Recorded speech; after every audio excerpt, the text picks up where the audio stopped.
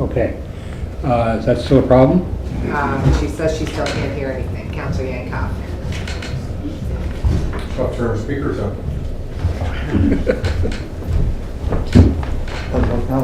I can hear her a while ago. Yeah, she could, Yeah. she was on. She says she's connected. She can't hear? But she can't No. hear anything. I'll just shout. Should she call back in? What? That shouldn't be too hard to Councilman Gayton.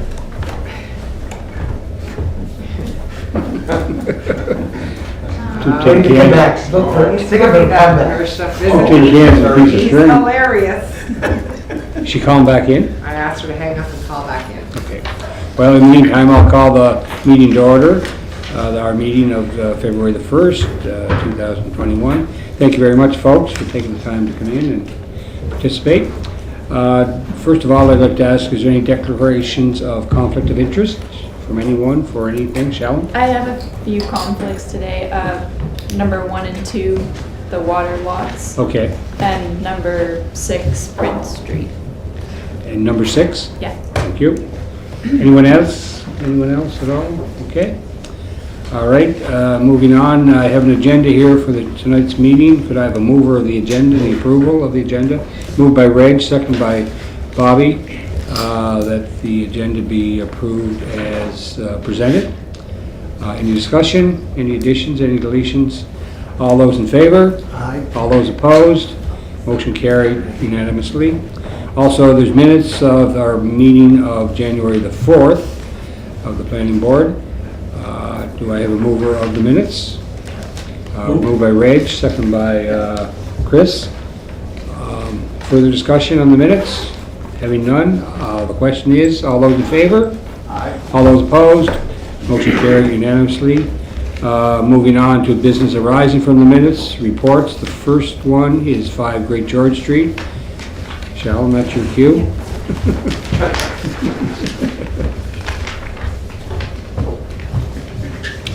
We have Mr. Robert Silky presenting tonight on 5 Great George Street. It's all yours, Robert. Thank you, Mr. Chair. So tonight is an application for a temporary use variance. The temporary use variance is to allow for multiple floating eating establishments. So as the board is probably aware, this went through a similar approval process last year for the season of 2020. This season, the scope has changed a little bit. There's no longer an application for those temporary floating homes to be used as short-term rentals, so that was removed from the application. And what's before you tonight is strictly the eating establishments that are located on a floating dock down by Pete's Cay, as you can see there. So this is the CADC water lot in which the floating development's proposed location is on. Just to give you an indication, it's located right by the boat launch here in the corner. The size of the operation, the scope of the operation remains the same, and except for the those floating short-term rentals. They're removed from the application, not part of it. This is just a design. This is basically submitted as a design and an elevation concept of what's there. Currently, this is how it operated in the season of 2020. This is how it's proposed to operate for the season of 2021. So we did receive a letter of opposition that was from a local business, Boomberger. They stated that some of the concerns were in regards to the lack of building codes that would not apply to the structures on top of the floating dock. So they had concerns about that. They also reiterated concerns about local eating establishments that have a physical presence on land and in the downtown, and how this type of use will in fact create direct competition for them, and they're already struggling in the midst of the COVID pandemic. They also stated how there's a lack of parking for patrons that are visiting the floating dock and these floating restaurants. So as everyone is aware, the requirements under the bylaw, specifically in the 500 lot area, there's no parking requirements for this use per se, because it's not a land-based use, it's a floating use. So that was one concern, another concern that they had in regards to the operation. Excuse me, Robert, for 1 second. Councillor, I'm sorry, Counselor Yankoff's this is her ward, and I think she just was wondering if we could just try to see if we Oh, can yeah, get this issue okay. resolved for a minute. That's a good because point. She is interested She in. can't hear yet? She can't. Do we want? could you call in?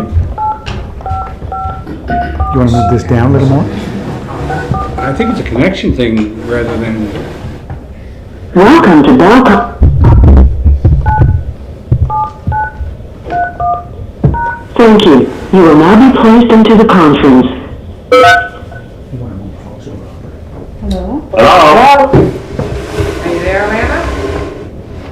Can't hear anything. You still can't hear? Can you I hear can me? just barely hear you, barely. Can you hear us?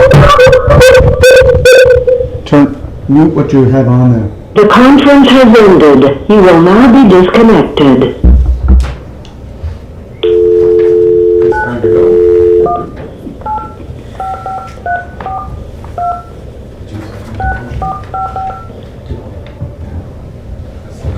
Welcome to Bell Conferencing Solution.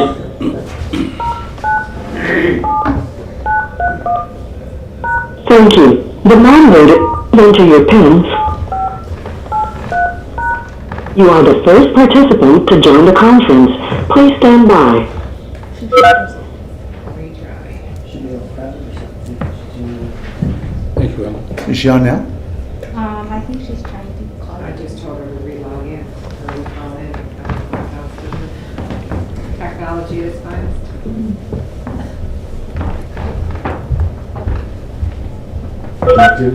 Yeah. Is that you, Alana? Yeah, it is now. I'm not sure what's going on, but I could barely hear anybody. I can barely hear you. Okay. Is there anyone else on? Yeah, someone else on. Robert Gale's on here. Oh. Okay, thank you, Robert. So, are we okay? Are we okay? All right? Yeah. If we can just remind everyone that if they're going to talk, they're going to have to speak up because Yeah. if not, I'm not going to hear anything. Okay. Mike, I can hear you great though. Okay, thank you. Okay. Robert, do you want to continue? Do you want to start again? Okay. Okay.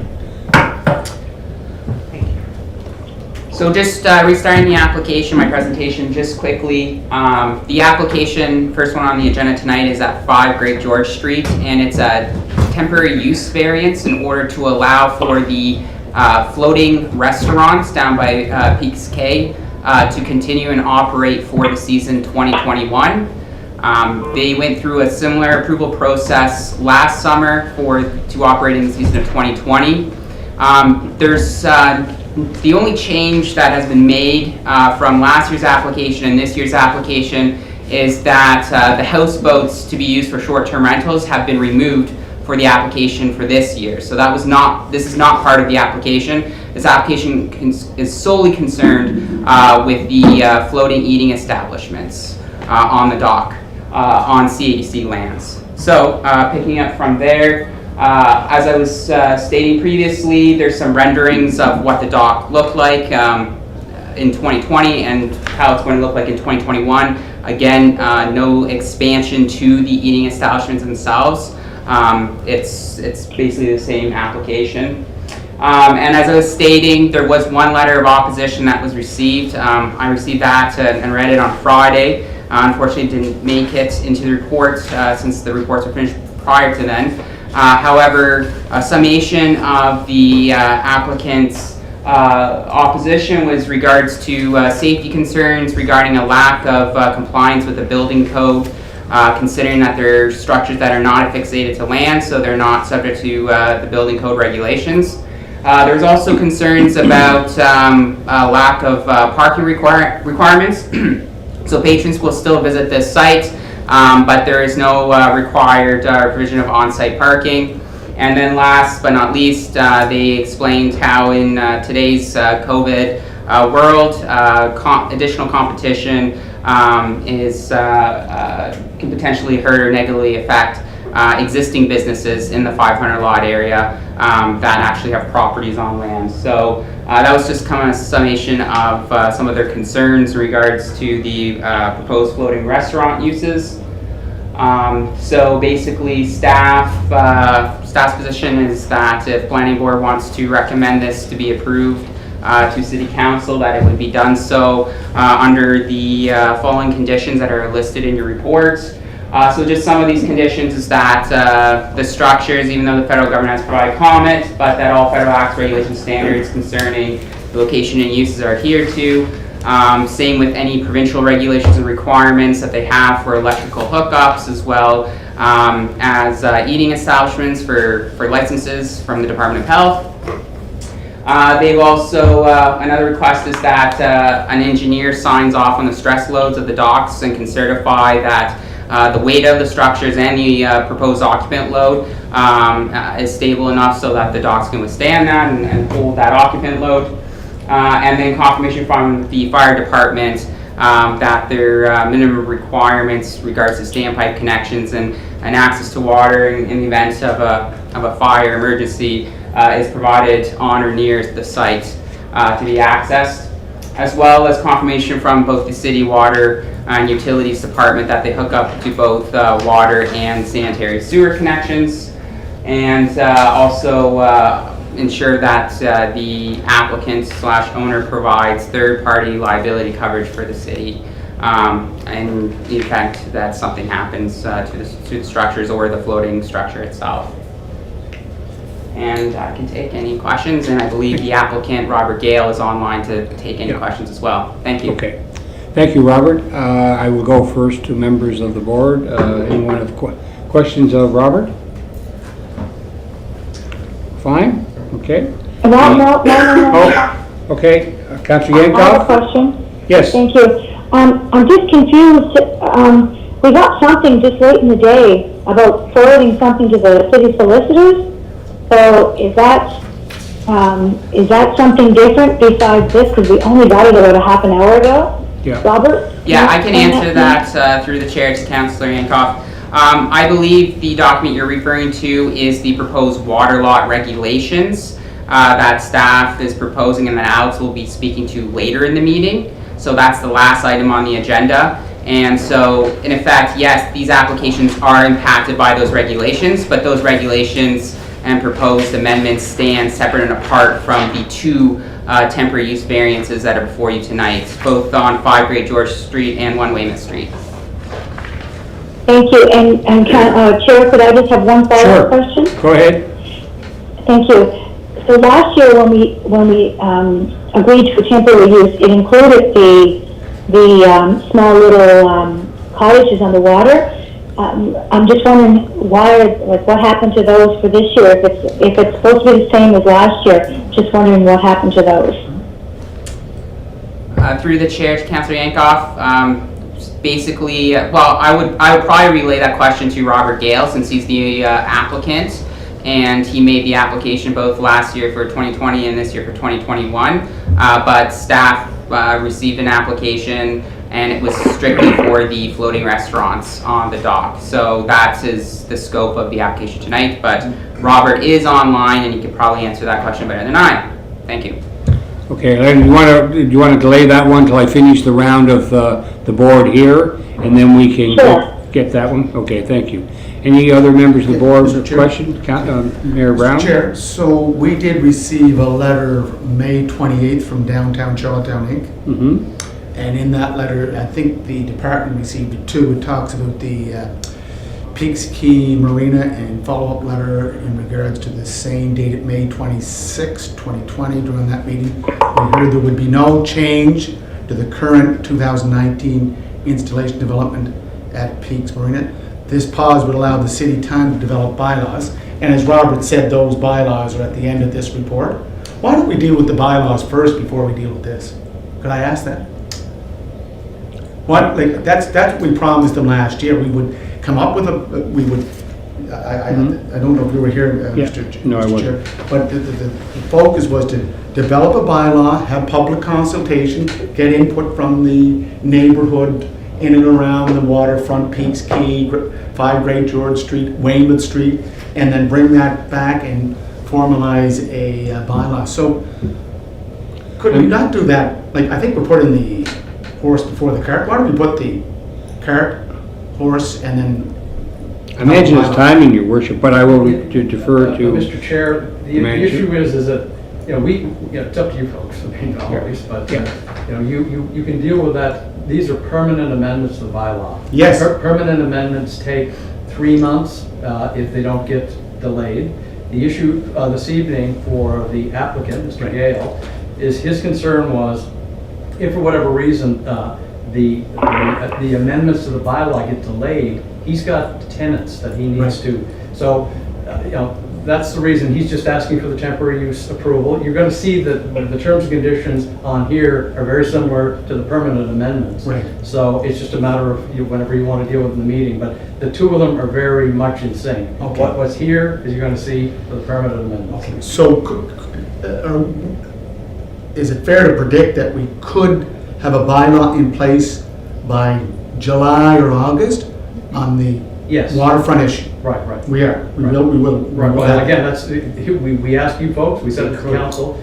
No, but that's what I'm trying to find out. Like Right. Reg said, Right. we could do a lot of things, but would we be in a position to have something to present at a public consultation? That's all I'm.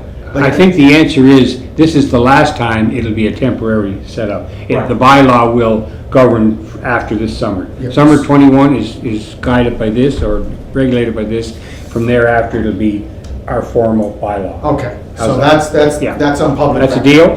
That's the public record. Yeah. Reg? I just have one more question Once too after Reg. once it goes through. Okay, Let's say go the ahead. bylaws goes through, the amendments that we're gonna do, then there's no such thing as a temporary use on water lots, right? It would be subject to you guys approving it, it doesn't come here. Well, no, Mr. Gale is asking for temporary use. There'll be provisions put in the bylaw that his next request will be, he can do that at any time, is to ask for a permanent approval. So, or anybody down there, not only Mr. Gale, they'll be asking, and there's a fairly robust process that I'll go through this evening that, indicates how the public consultation will be set aside, the process in the bylaw, amending the bylaw, all of those things. But the reason that we're not waiting for these permanent amendments is that, I talked to Mr. Gale, he's got tenants, and they need to know, like in a month, whether they're gonna be signed up here. So we felt, in the interest of not necessarily, conflating the two or getting the two tied together, we would separate them, but that will be at the end of the meeting. I'll go over the permanent amendments. Okay, thank you. You okay, Reg? Okay. Len, you had a second question other than the one that's kind of pending? I did, thank you, Chair. Okay. I'm just slightly perplexed that we're kind of back here like Groundhog Day again, when last year we did the temporary use for Mr. Gale, and then when October came, we were then supposed to start the process so he wouldn't have to be in the same predicament again, hanging on for his tenants, and we didn't do anything in October, and I'm just wondering if maybe, Chair, our manager of planning could answer that for us, but how come we didn't start this last year, and here we are again? I'm just trying to get my head around why we didn't start this process that Mr. Forbes is telling us will take 3 months to do. Mr. Chair, we had indicated to everybody that was asking, that's including Mr. Gale, that we would be here in the new year with these amendments. So, again, Mr. Gale has been in the loop in regard to what was being proposed here. It's just the volume of things. You look at your package tonight, there's a raft of other amendments that other people are waiting for. There's only a certain amount of capacity that staff can do in regard to amending the bylaw. Laurel's got amendments, Robert's got amendments, and I've got amendments. So the fact is that, it's just a matter of the volume of work that's happening is the answer. Thank you, Mr. Chair. Okay, thank you. Your worship? Basil raised his hand. Oh, I'm sorry, Basil. Chair, to Robert, the question I guess that I have, or concern that I have, is that one of the last lines of this is a permit was issued to the applicant, but they operated without the required approvals. If we approve that again, is there definitely safety measures, safety concerns that we should be concerned about with our residents and customers down there if something was to happen and they're operating without the required? That's a very good point, and yes, so basically, Part of the condition of last year's temporary use approval was that certain conditions were met and that a development permit be issued. Those conditions were not met, so a development permit was not issued and the use operated without such permits or approvals. It would be the responsibility of the applicant to satisfy all conditions and adhere to the requirements to obtain approval and the conditions of that approval in order to operate. In lieu of that, then enforcement strategy or an enforcement action would be the only alternative option. I could probably perhaps provide some clarity if that would help. Okay, go ahead, Robert, please. You know, I think, you know, part of the question is how did we get here today for some of you? And I think, you know, part of the challenge, and you can correct me if I'm wrong, the guys from the planning department there, Alex? but there's been really big gray areas in terms of jurisdiction. So I think it's making it a little bit more tedious and trying to put together, you know, what is the best way to, if I can use the word, regulate. We've always felt we've been in compliance in terms of all the regulations because there's a number of different bodies, federal government's involved, and there's a list in your documents there of different approval authorities, and everything has been approved by everybody other than the city is unclear what rights they have, and I think that's part of the challenge. Coupled with, I think, the delays of COVID-19, probably slowing down the processes of kind of, I guess, getting that work done and finding out where that would be. I will make a comment because the safety issue is brought up. We're in compliance with all of the requests from the city, so this is just cookie cutter, let's do it again, and we didn't want to operate under any premise that we weren't approved. We wanted to be, you know, to address it as quickly as possible. And as noticed, part of our challenge is, you know, we have a bunch of vendors, you know, there's over 50 people work down on those docks, and there's enough uncertainty as it is with everything going on, you know, even where we are, there's no cruise ships, so it's going to be a tough year regardless.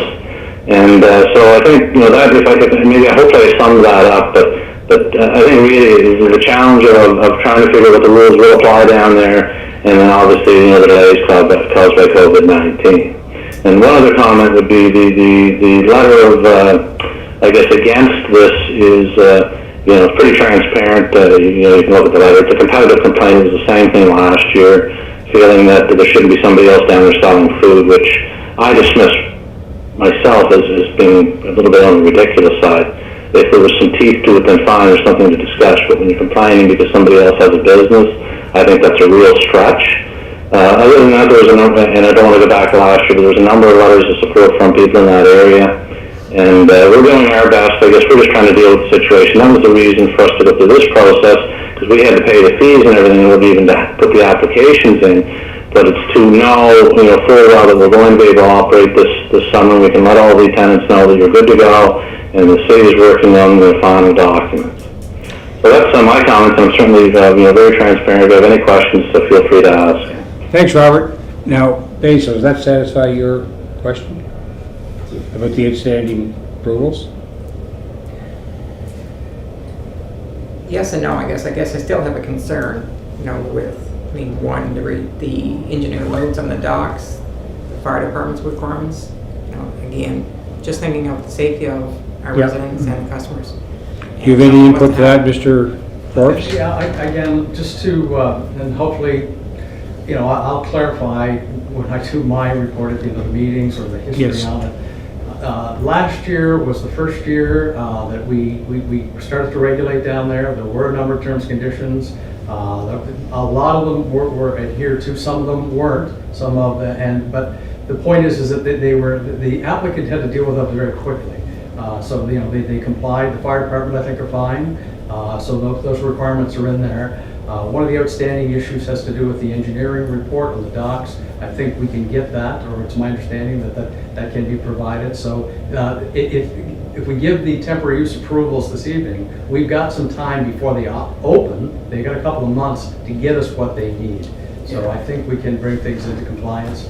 And again, I'll explain under the new process that you can't come to council unless all of this homework is done. in the future. But for this summer here, will you be able to satisfy? I'm certain, we do have the ability that once the terms and conditions are applied, that they're going to have to adhere to them and meet those objectives, or, again, they're going to force the city to indicate you're not complying with the terms and conditions that were imposed on this development. Okay. Is that okay? Thank you. Is there anyone else from the board here? Questions for? I just want to make sure, Robert? Mr. Chair, that we're going to get a commitment that, we did talk about on January 4th, planning projects for 2020 and requests for 2021. So we're going to put that there. We will have a bylaw in place. It's in fact tonight. The last thing we're going to discuss tonight. I know, but again, I know Rob talked about the letter from Sandra Braho, but her issues, I think, didn't get clearly explained in the Downtown Charlottetown Inc. letter, but I think they want, as they said, institute appropriate regulatory measures for Charlottetown's in-water development. That's all they've been asking for. Yeah. So, And it's here in the package tonight. I know that. I know. Okay. As you said, I have a lot of stacks of other changes we want to do. This is going to be at the top of the Sure, stack. yeah, and again, Yeah. it's there. So, yeah, Thanks. so if there's a problem after Alex's slot tonight, if there's a problem, we'll ratify it then. Is that okay? All right. So, is there anybody else from the board that has a question of either Roberts? So we have Robert Gale, thank you very much for being on the line. We have an outstanding inquiry from Councillor Yankoff. So we've pended that until to see if you could answer it. Lana, could you repeat that outstanding question? Sure, Chair. I was just more curious. It's not quite the same thing that Mr. Gale is asking for as last year, although I'm fine and totally in support of a temporary use again. I'm just wondering what happened to the little cottages.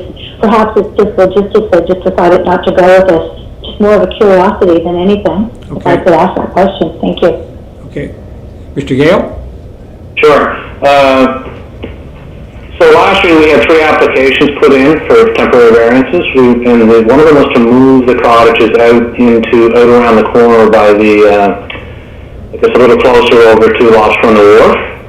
So with this was getting kind of a little bit out of hand there last year, so we just withdrew it. So those cottages operate in the marina. So nothing will change as far as the cottages go. They will continue to operate the same space that they were last year, which were covered under the 2 applications that we had last year, was my understanding. And then I guess a footnote to that is those buildings are registered as vessels. So they fall under the federal rules. So to me, I don't know where they fit in terms of what the city's doing. It's just, this was a duplicate application, so the cottages were included last year, so I'm assuming they're included somewhere in the pile for this year. Yes, sir. Mr. Silky, do you have a answer to that? Based on the applicant's submission and conversations with Mr. Forbes, I was under the impression those floating cottages were not included in the application. Yes, if they are registered vessels, they are under federal jurisdiction, but again, similar to a condition that we placed on the approvals last year, we needed confirmation of that from the federal government, which I never received any. Mr. Forbes, did you receive anything? I haven't received anything, and again, this is why this is not as straightforward as Yeah. If Mr. Gale provides the letter from the federal government that they are registered vessels, I mean, he has certain rights as well, because they have the authority to grant the approval for those. So as long as he's got them, I'm not averse to if they're included, but they would have to be, we need the paperwork that they were, registered as vessels with the federal government. Okay. And then basically it's just like a boat tying up. It's like a boat then tying up to the wharf. Yeah. So and it's less of a concern for staff and we're going to all of these other things that we're dealing with. Okay. Do you have those documents, Mr. Gale? I do. The other thing I guess I want to mention is I'm not changing anything that I'm applying for. This is the same as last year. I never said that there was not going to be any cottages. I never changed anything that was applied for last year, so I want that to be clear. I'm not trying to sneak something in or have some sort of perception there's an issue. There's not an issue. This is the same application verbatim that we did last year, so I'm not sure where the cottages, how that fell through the cracks, or would there be any misunderstanding relating to that. Okay, thank you. So, any action that we take tonight would be pending the proper documents regarding the STRs. What is it, 4 of them? There's 3 of them. 3 of them? You could, grant the approval Yeah. for what is on the table tonight, including the 3 floating vessels. Yeah. As long as they, the documentation Yes. is provided that they are Yeah. a registered vessel. Yeah. You've heard that, Mr. Gale? Yeah, I can have that over to you probably in the morning, no Okay, problem. thank you. Does anybody have any problem with that issue? Okay, okay. Now, Mr. Gale, did you have anything else you wanted to add? No, I appreciate your time, and Okay. this has been a clumsy issue, but I appreciate the time you guys have spent on this, and Thank you. Emma. Thank you. I do have one other little question. So there's further discussion going to be later in your meeting. Is that closed door, or is that something that I should be there for? Nothing's closed tonight on this agenda. Yeah, no, yeah, which one is that? Is that the Great George Street or the Weymouth Street one? It's water law regulations. Oh, The okay, last. yeah, so that's not I closed? didn't see that. Is that just a general discussion about, what kind of rules you'd be looking at doing down in the waterfront? Is it applicable to me, I guess is probably the question? Mr. Forbes, do you have an answer to that? Yeah, it is. It would lay out what the city's contemplating as the permanent process that they move, so it's to get Mr. Gale off of the temporaries. Yeah. And then he's going to have to apply in the future, and then he will have to adhere to the process that Yes, if you folks the permanent one. approve it in the bylaw. Okay, so it would be to your benefit, Mr. Gale, I think, to be on the line for that? So is there a time slot for that? I see on the agenda there's like 2 parts to the meeting, is that correct? Yeah. And is this the last item? Or? No, this is the first item. This is a 4:30 start. No, I mean the last item for the secondary part of the waterfront discussion. It's the last one. Yeah, Is it yeah, 10, number 10, is it? yes, it's at the end. Last item. Okay, and... Approximate time, I would have no Cup of idea. coffee and a biscuit. Things aren't going exactly swimmingly tonight. Anyway, I'll offer a 6 o'clock, if that's only an offering. Yeah, no, that'd be great. Just so I know, I mean, I'm a little bit out of place here. This other stuff we do is probably not a high level of interest to me, so Yeah, okay. I just wondered when. So if I come back on at 6 o'clock, we're good? Yeah, I think so, but, yeah, okay. Okay? Depends on how cooperative the board members are here. And how the chair runs the meeting? Yeah, and how efficient the chair is. Not going well tonight so far. We're hoping for a drastic change. Okay, thanks, Robert. Okay, thank you. Bye-bye.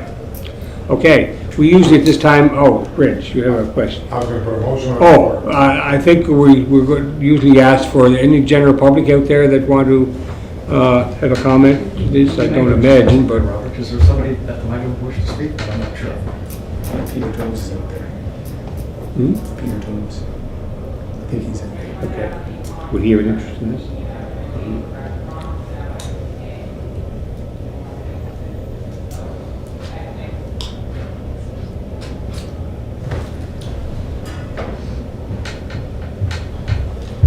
There is no one here to speak for the application. Okay.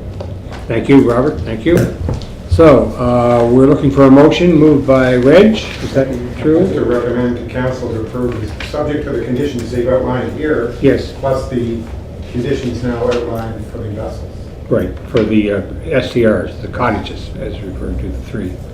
That's been moved by Reg, seconded by Bobby Kenny, that the request as presented be recommended to council for approval. Any further discussion on this issue? Being none, ready for the question? All those in favor? All those opposed? Motion carried unanimously. Thank you. We'll move on now to the second item on the agenda, which is pretty well a carbon copy of this one, except for the little ditty that was added on regarding the STRs. I don't think there's any cottages in regard to this one.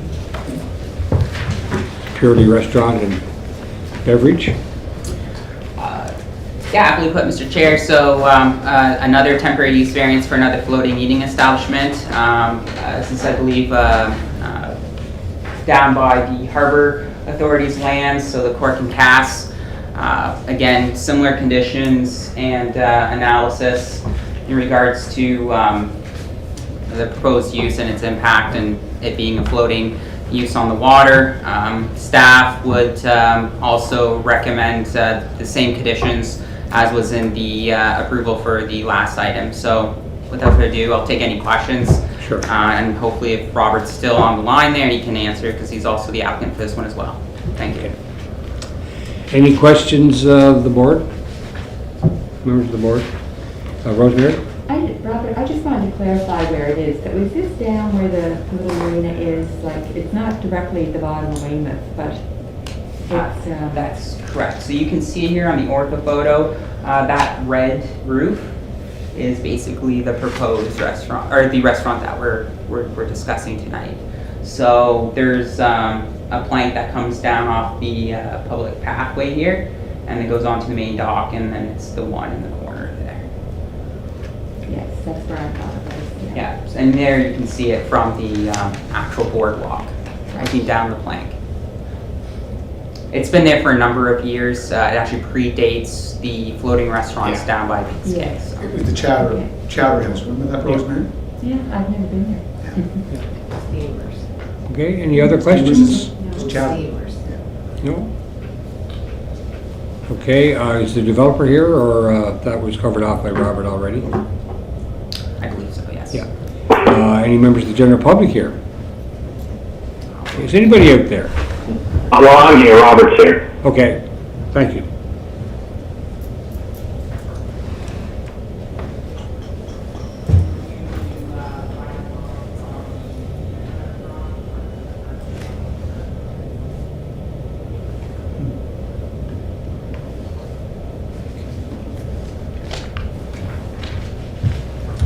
There's no one in attendance. Okay. All right, do I have a mover? Can I ask one more question, Mr. Chair? Oh, question? So I'm just wondering if the applicant has plans in place to get the letter, the documentation from an engineer.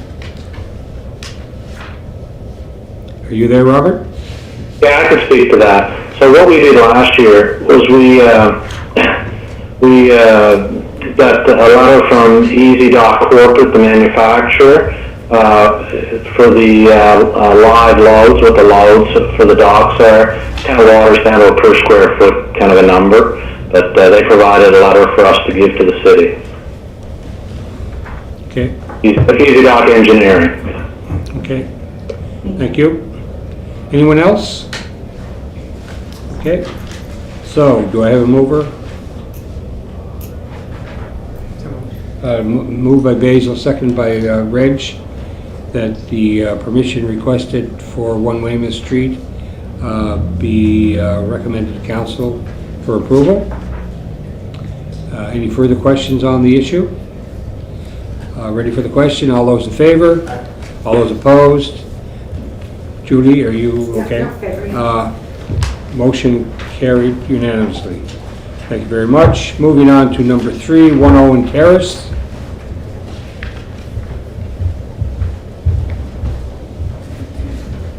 Welcome back, Chairman. Thanks.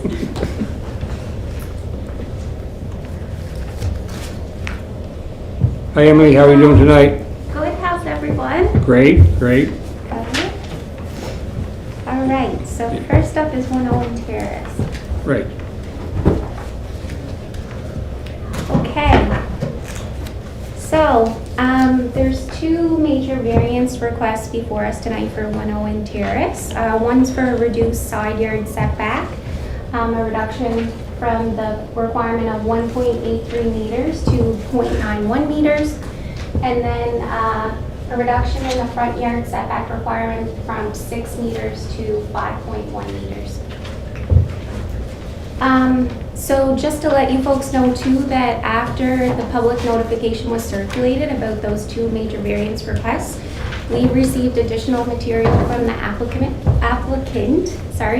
which is an updated survey plan that identified the need for a third major variance as well.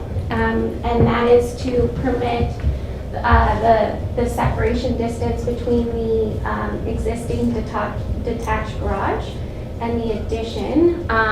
So they're looking to have a separation distance of 0.82 meters between the eaves of the addition and the existing detached garage, and the bylaw requires 1.2 meters. So surrounding residents haven't been advised of the need for this additional requirement, major variance, so we have to notify them before it can be considered by you folks. So we're just looking at two major variances tonight, and probably next planning board meeting, you'll be looking at the third. So to give you a feel for the property, it's an interior lot. It's on the west side of Owen Terrace. It's designated low-density residential by our official plan and zoned single detached residential. Right now it has a legal non-conforming detached garage, which I mentioned, on the property. Our records indicate it was constructed in the 70s, so before our bylaw came into effect. And its rear yard setback doesn't meet our current bylaw requirements, so it's set back about 0.5 meters from the rear property line. And the surrounding neighborhood context, so this is the north, like looking north here. We have single detached residential dwellings to the north, east, and south. And then to the west, there's those two apartment buildings you can see there. And those apartment properties are zoned mixed-use corridor. So we received one letter through the public notification process. You can see that in your packages. It's attachment F. And it's mostly speaking to items that we would address through the building permit approval process. So things like drainage requirements and grading of the site. So they'll have to meet certain requirements around that through building permit approval.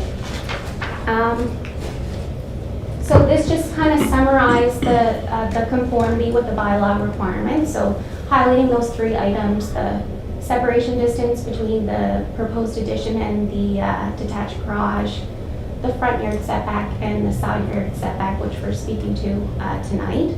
So you can look at the drawings. It's in attachment D to your package there that shows the proposed addition relative to the existing dwelling as well. So just to speak to this retention of the detached garage, in our opinion, it does have an impact on this front yard setback reduction that the applicant is looking for, just because it is the location of the detached garage, so it's just immediately in front of this portion of the addition where the reduced side yard setback requirement is located. So we would say that this front yard setback, the reduction in it, is not owing to peculiar lot conditions on this lot. It's not an irregular shaped lot. It's rectangular in shape and it's, standard size. And we would say that the removal of the detached garage at the back, it wouldn't result in any undue hardship to the property owner, because this attachment that they're proposing, this proposed addition, would contain a double garage in it. So if they were to remove the double garage at the back, there's no undue hardship on the property owner. And if they were to remove that detached garage at the back, it would allow this proposed addition to be bumped back enough that it could meet the front yard setback requirement. So these items that I'm referring to about the peculiar lot condition and undue hardship on the property owner, these are some of our criteria for major variance that's outlined in our bylaw. So I'm looking at this request relative to that. And the side yard setback variance, so this is where the reduced side yard setback is proposed. And this is an elevation showing the building wall facing here, the reduced side yard setback. So there's no window or door openings proposed along this elevation, where the reduced side yard setbacks proposed. I talked to our building inspection team about it. They deem this as appropriate from a safety standpoint, and from a privacy standpoint as well, it's appropriate. And then just to mention that 18 Spring Lane, which is this property right here, it's set back about 8 meters from the shared property line where the reduced side yard is proposed. So in our opinion, that's an appropriate separation distance. So for these reasons, we're recommending the approval of the major variance request for a reduced side yard setback and the refusal of the variance request for a reduced front yard setback. And I'm just summarized here kind of the shortcomings and the positive aspects of the application, and welcome any questions you guys have about it. Thank you. Thank you, Amy. Questions from the board members? You mentioned the removal of that existing garage at the back of it. Are they in agreement with that? No, so the applicant is looking to retain that detached garage at the back, and we're going to ask them now to do a major variance request to allow for that separation distance that doesn't comply with our bylaw requirements there too, in order to retain that. Emily would, I'm sorry, Councillor, I can wait till you're done. no. I go was ahead, just Councillor. confirming too, but you said that back in 1970, there's a legal non-conforming use for that right now. Yeah, so there was a permit application made. We don't have record of the permit actually being issued, but there was an application made in 1976 So to why allow would for you go that. back and get another variance if it's already been considered a legal non-conforming use? It's because that variance is due to this addition. So as of today, without that addition there, it's fine. With the introduction of the addition, which this applicant is proposing and requiring the variances for, that's what triggers the requirement for this extra variance. So it's through this process that that's being triggered. And one follow-up question, because I did drive by and I try to visualize and understand, so Yeah. how and I'll go many back. feet in that, like, front where you're suggesting we refuse the variance in the front yard, was it? Yeah, it's in the. So how many front yard. feet was that request for that? 3 3 feet. So like this much? I'll wait on somebody else's presentation. This much? Yeah. My question was,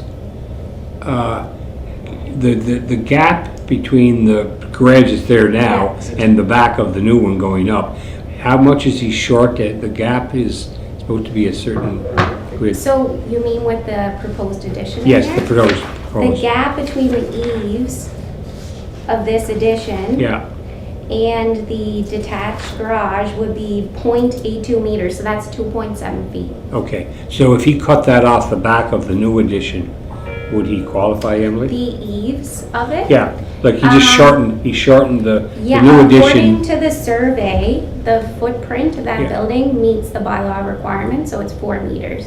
So I'm presuming if he cut off the eaves of it, it'd be in line with the footing and he could meet the requirement. For that aspect of it. Yeah, And then at the front, he'd have to take 3 feet off the front of the attached or of the new addition. one, yeah.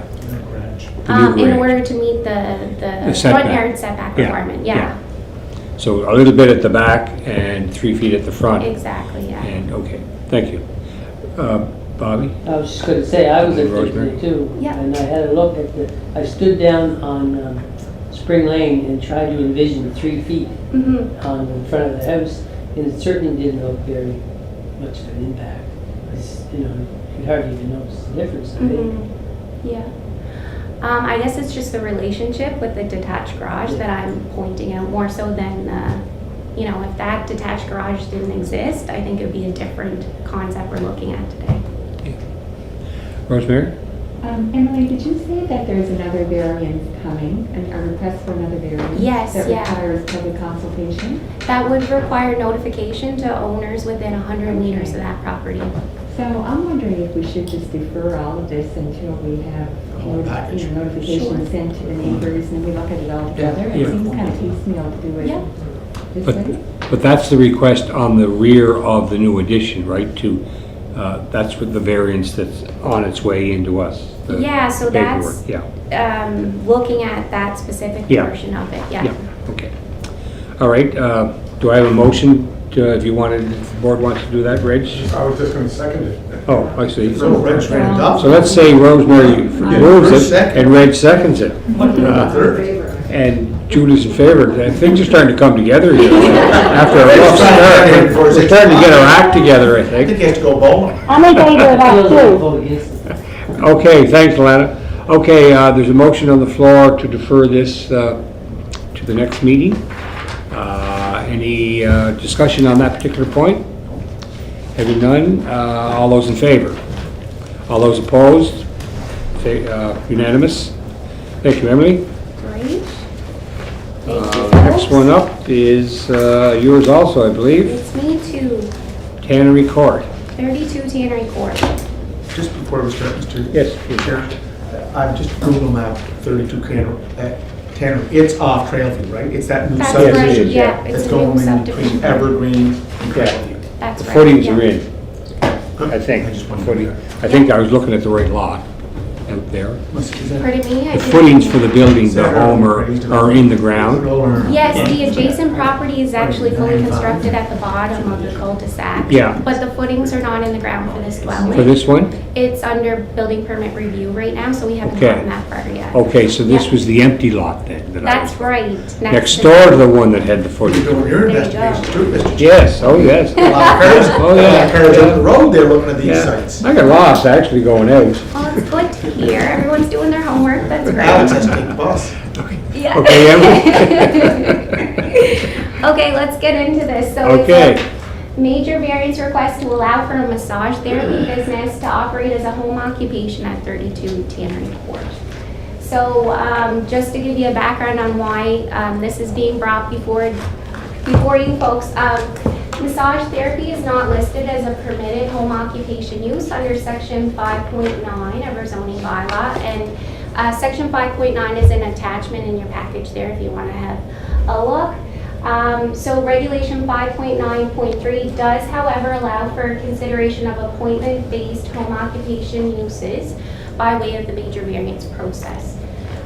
So should council approve this variance request, council must determine the max number of clients that are permitted on the premise at any one time, and then the parking requirement as well. So just so we're all on the same page here, home occupation, it's defined in our zoning bylaw as an accessory use in a portion of a dwelling unit for pursuits which are compatible with the domestic household. And home occupation is clearly incidental or secondary to the residential use of the dwelling unit. So this particular massage therapy operation is proposing to have hours Monday through Friday from 8 a.m. to 4 p.m. They're looking to have up to 4 appointments per day and a half-hour buffer in between each of the appointments.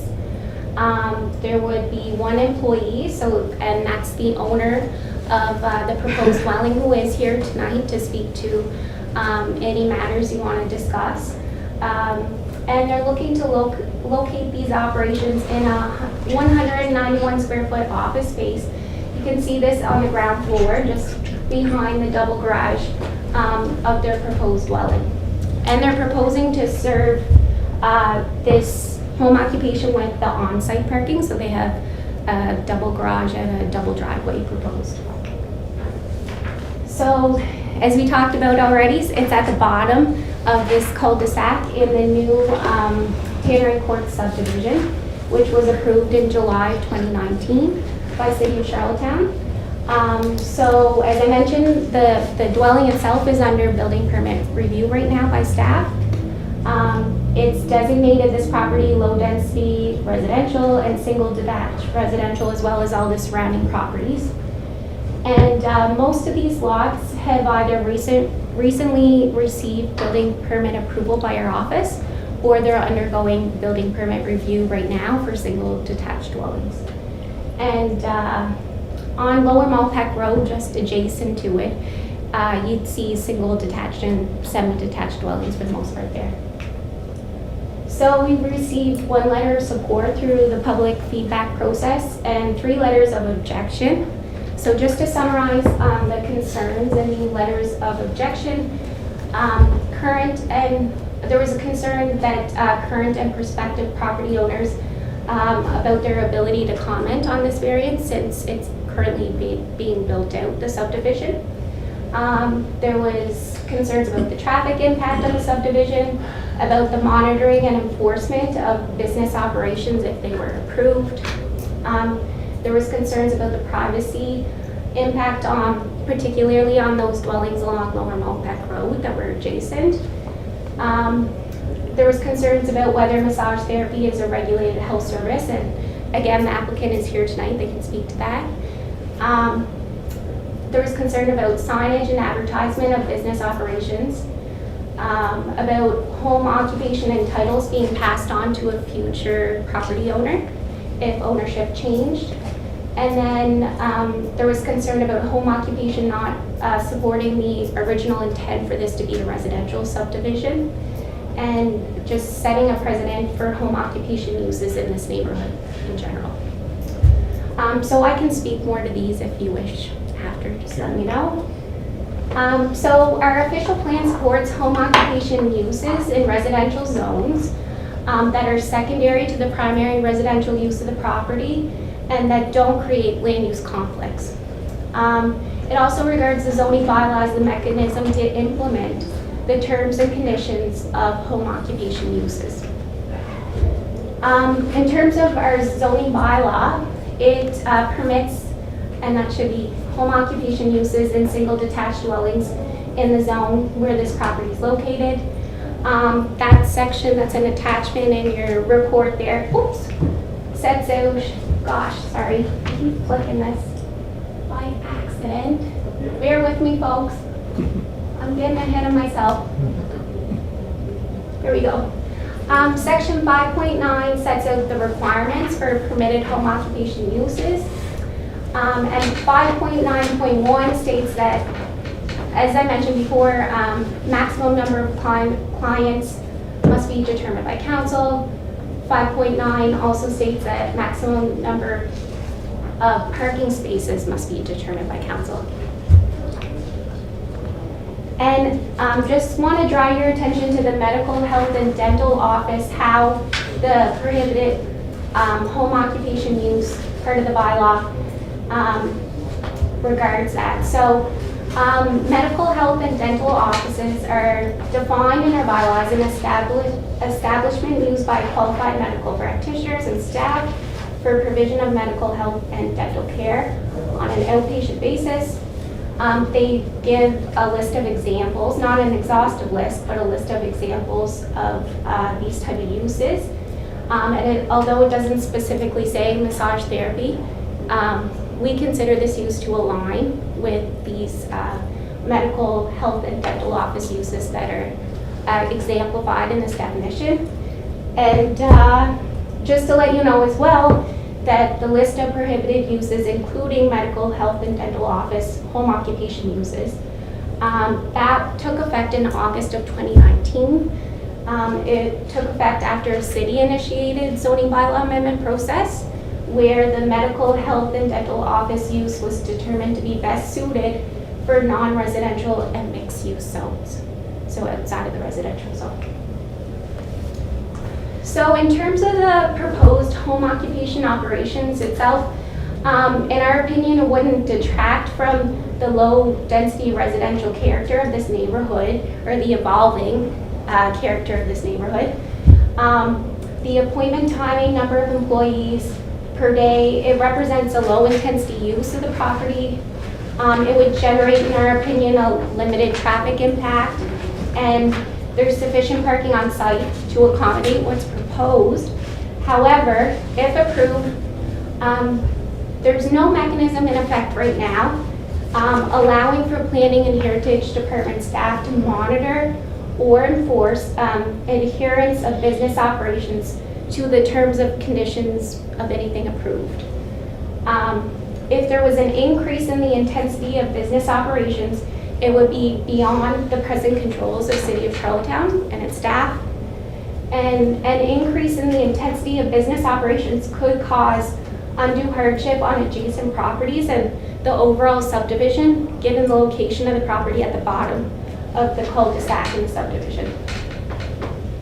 So for these reasons, we're recommending refusal of the variance request to allow for massage therapy home occupation use in the proposed single detached dwelling on the property. And that's a summary there. Thank you. of the Thank you, Evelyn. findings. I have questions from Bob. Go ahead. Okay. This reminded me of a similar situation a while back where we had a lady who wanted to do some counseling in one of her bedrooms in her house. Okay. And it seemed very similar. She was only going to see maybe 4 patients a day and not a lot for sure. And I think we turned it down, and later we, I think, overturned that. We approved it. I think she appealed. And at the same time, we approved a dog grooming business for home occupancy. And when I read through some of these things, it strikes me that the medical, health, and dental office, it seems like too broad a definition. It covers everything in medical. Whereas to me, this seems like something that could fit into a neighborhood. And things that can be allowed is a home occupation, a daycare where you have kids being dropped off and picked up all times of the day, a tourist accommodation where you could have tourists arriving any time of the day or night. Right. So it just seems to me that because this is comes under that definition of medical, health, and dental, that it's prohibited. It seems to me that's pretty harsh in this type of business. Okay. It groups it in with automotive body shops, eating and drinking establishments, retail stores, metal fabricators. I mean, to me, it doesn't fit. All right. Great. Thanks, Bob. Councillor McKay. And I have to actually second what Bobby said there, because those were mostly my points too. When I look at what home occupations can be permitted to do, I think she can meet those requirements on the list. And I do think that the medical health and dental offices, when I think of that, it's more the bigger practice kind of idea versus the 4 to 5 clients a day, 1 extra person traveling down. I mean, she might have company 4 times a day, right? So it's not going to be a huge increase in what I thought of that. And then I had questions whether, and I said about the dog grooming and counseling too, but we've talked site-specific amendments and stuff before too, because she lives in the house. Is that something that could be considered, or do we need to go further and amend what our actual laws say when it comes to things like this? I'm going to have a hard time not supporting this application. I think the development officer is what, I hope I'm not putting words in your mouth, Emily, it's the enforcement factor and the control factor. City doesn't have any of those after it's up and running. Is that true, Emily? That's That's one of my points there. Beyond the medical, health, and dental office, the alignment with that, it's also the point about it. Yeah, where our Enforcement hands and are tied. monitoring. Yeah. Reg. I'm just wondering, in the last 9 months since COVID started, have we not had a lot more people are going to be in contravention of the rules that are set down that are unaware of what they need to apply for, that are now performing their businesses at home? Some temporarily, some have moved into a permanent mode of working from home. Right. And they don't even know these rules and bylaws exist. And I know there's no enforcement, but here's someone who's trying to follow the rules, and it doesn't fit the true medical term. Bobby outlined, but I think there's a lot going on in this past year that's really forced a lot of people into different situations, and you'd be surprised when you phone a number where their actual office is. It's probably in their house. Right. And are they doing something wrong by doing that? Yeah, well, I mean, in this instance, it's an appointment-based business. I think we're looking at it in that lens, and we have to look at the scope of what's before us. I think that's a broader policy question in terms of the time we're at right now with COVID-19, the implications of that on, the flexibility of our zoning bylaw if it allows for what's required in our current time. So I think it's a bigger question, and I certainly appreciate it, so thank you. Yeah. Mr. Forbes? I was going to mention that, maybe we would like to hear from the applicant, because I think they're present. Yeah. They may Yeah. be able to provide you some additional information that will help you deliberate on it. Yes. Any other board members? Councillor McKay? Could this be a site-specific amendment case, or no? You can approve it, you just recommend that it go to council with positive approval, that's all you need to do. I'm just, because I see your points. Right. And can you do a development agreement where she agrees to only see that many? I know the police department. It's still, the development agreement is usually, that's a tool that's typically used for a rezoning or something much more complex. I guess the issue is look, it's up to the board, you can hear from the applicant, you feel comfortable with it. I guess all we're indicating is that we're not gonna know what's going on there till the neighbors call. And if the neighbors call, then it's gonna be, it's very hard, like, the neighbor's gonna tell us one thing, and we're, how do we monitor how many people are coming there? We don't really have the tools, so we're just kind of highlighting that element. Might work fine. Yeah, and we don't have an enforcement mechanism either. We don't have like a fining system in place, for instance. No. There's no other tools at our disposal, so, yeah. Still don't have that. Yeah. Somebody offense ticket, we still don't have it. Chair, I have a question. Yes, Councillor Yankoff. Thank you, Chair. And maybe more of an observation, I had some difficulty hearing who was speaking, but whoever talked a little bit about the home-based businesses and the change in people working from home, I'm a bit hesitant to not support this person's home-based business, because we have so many people now working from home that we do seems to just be such a more broad question and maybe a regulation that we need to explore. So I don't know if Mr. Forbes or you, Chair, have any thoughts on that, but that's just my thoughts. I just see a cut line between people working from home that generate people to the door or parking their car. Everybody in this world works from home to some degree. If you're a high school student, you're working from home. You're just not, that's part of life, It's the in a residential zone. I'm not speaking against this applicant, that's for darn sure, but that's where I see the enforcement part of it. If there was excessive parking or there's excessive walk-in traffic to the front door, what do we do? Nothing. That's where the rubber hits the road, so to speak. Daycares are allowed. Yeah, Pardon? good question. Daycares are That's allowed. good, thank you. Yeah, I think we Yeah. need to look at our allowance. but those are specifically allowed even though there is traffic and parking. Shall I fetch the? Sure, let's hear from the developer. Okay. Mr. Chair, Yes. just while she's going to get the applicant. Sure. The applicant for 1 Owen Terrace, Yes. he was sitting out there and he wanted to address the issue. Oh, is he still there, I wonder? Yeah, he Oh. wasn't called up. Well, because he probably could address the issue, it's been deferred, it hasn't been acted upon. Sure. I'll tell you why, he has something already set up Yeah. to start the work. Yeah. And he just said, and no fault to Robert, I Yeah. think it just moved so quickly. Sure. Robert, you want, or it's Emily's case, eh? Yeah. Oh. Okay, hello, how are you? Good, how are you? Welcome. Thank you. The floor is yours. Okay. I wrote a few things down, just because I felt nervous, so. My name is Shelley Foley, and I have been doing massage therapy for over 17 years now. I am a registered therapist and a member of the College of Massage Therapists of PEI. I read through the concerns of the neighbors and the developer of the street regarding my application and hope I can answer some of their questions. I know a neighbor was wondering if the profession was regulated, which it has been since March 1st, 2019. The provincial government established the College of Massage Therapists of PEI to regulate the practice of massage therapy and to govern the conduct of registered massage therapists.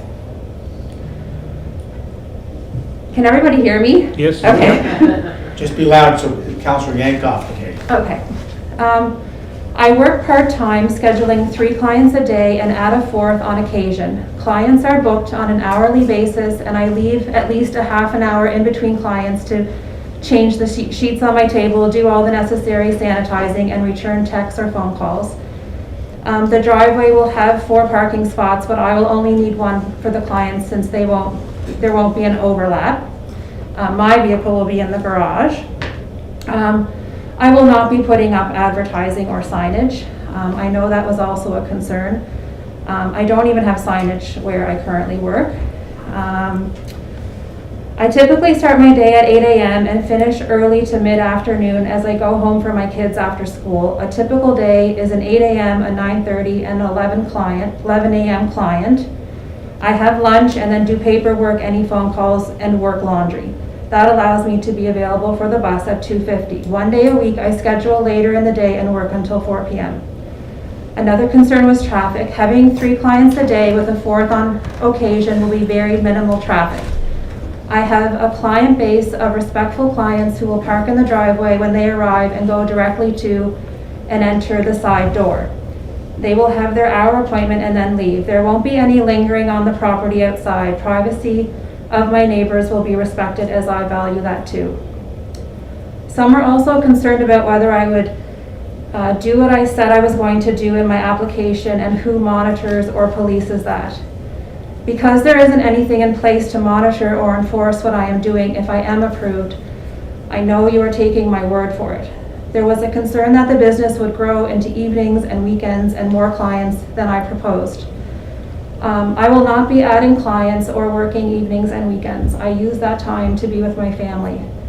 I am over 17 years into the career and I'm not trying to build my business. My arms and my body have been forcing me to do the opposite over the last few years, and that is why I now work part-time and would like to do so from home.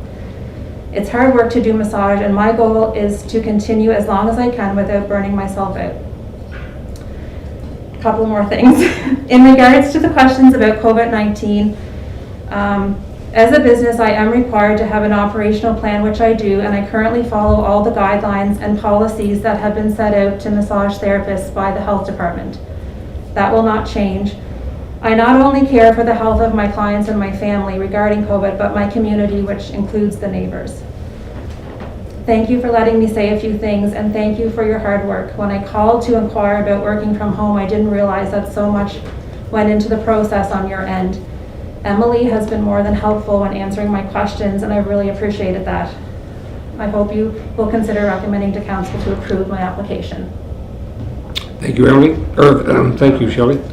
I was looking at Emily at the same time. Yeah, things aren't going well. Any questions of Shelley? No? Okay, thank you very much. Thank you. Emily, would you see if Mr. McCurney's still out there and if he'd like to come in? I assume we want to hear. Can we move this first?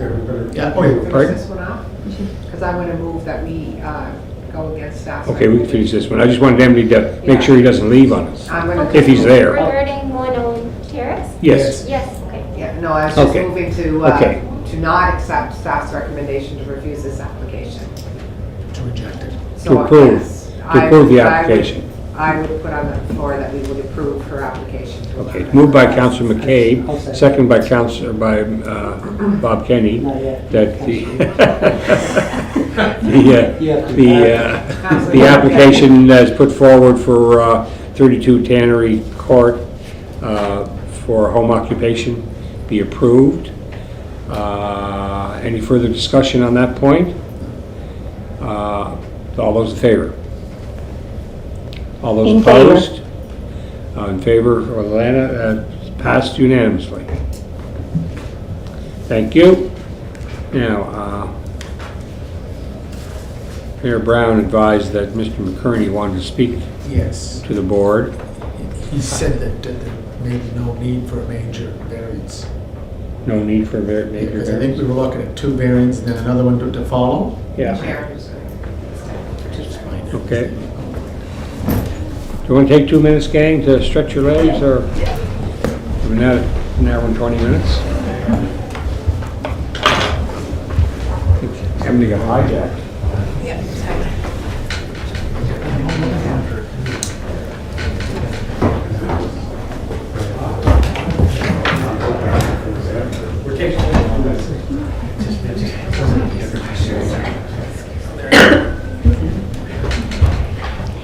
They're just having a temporary little break and they'll be right back in. Not a problem at all.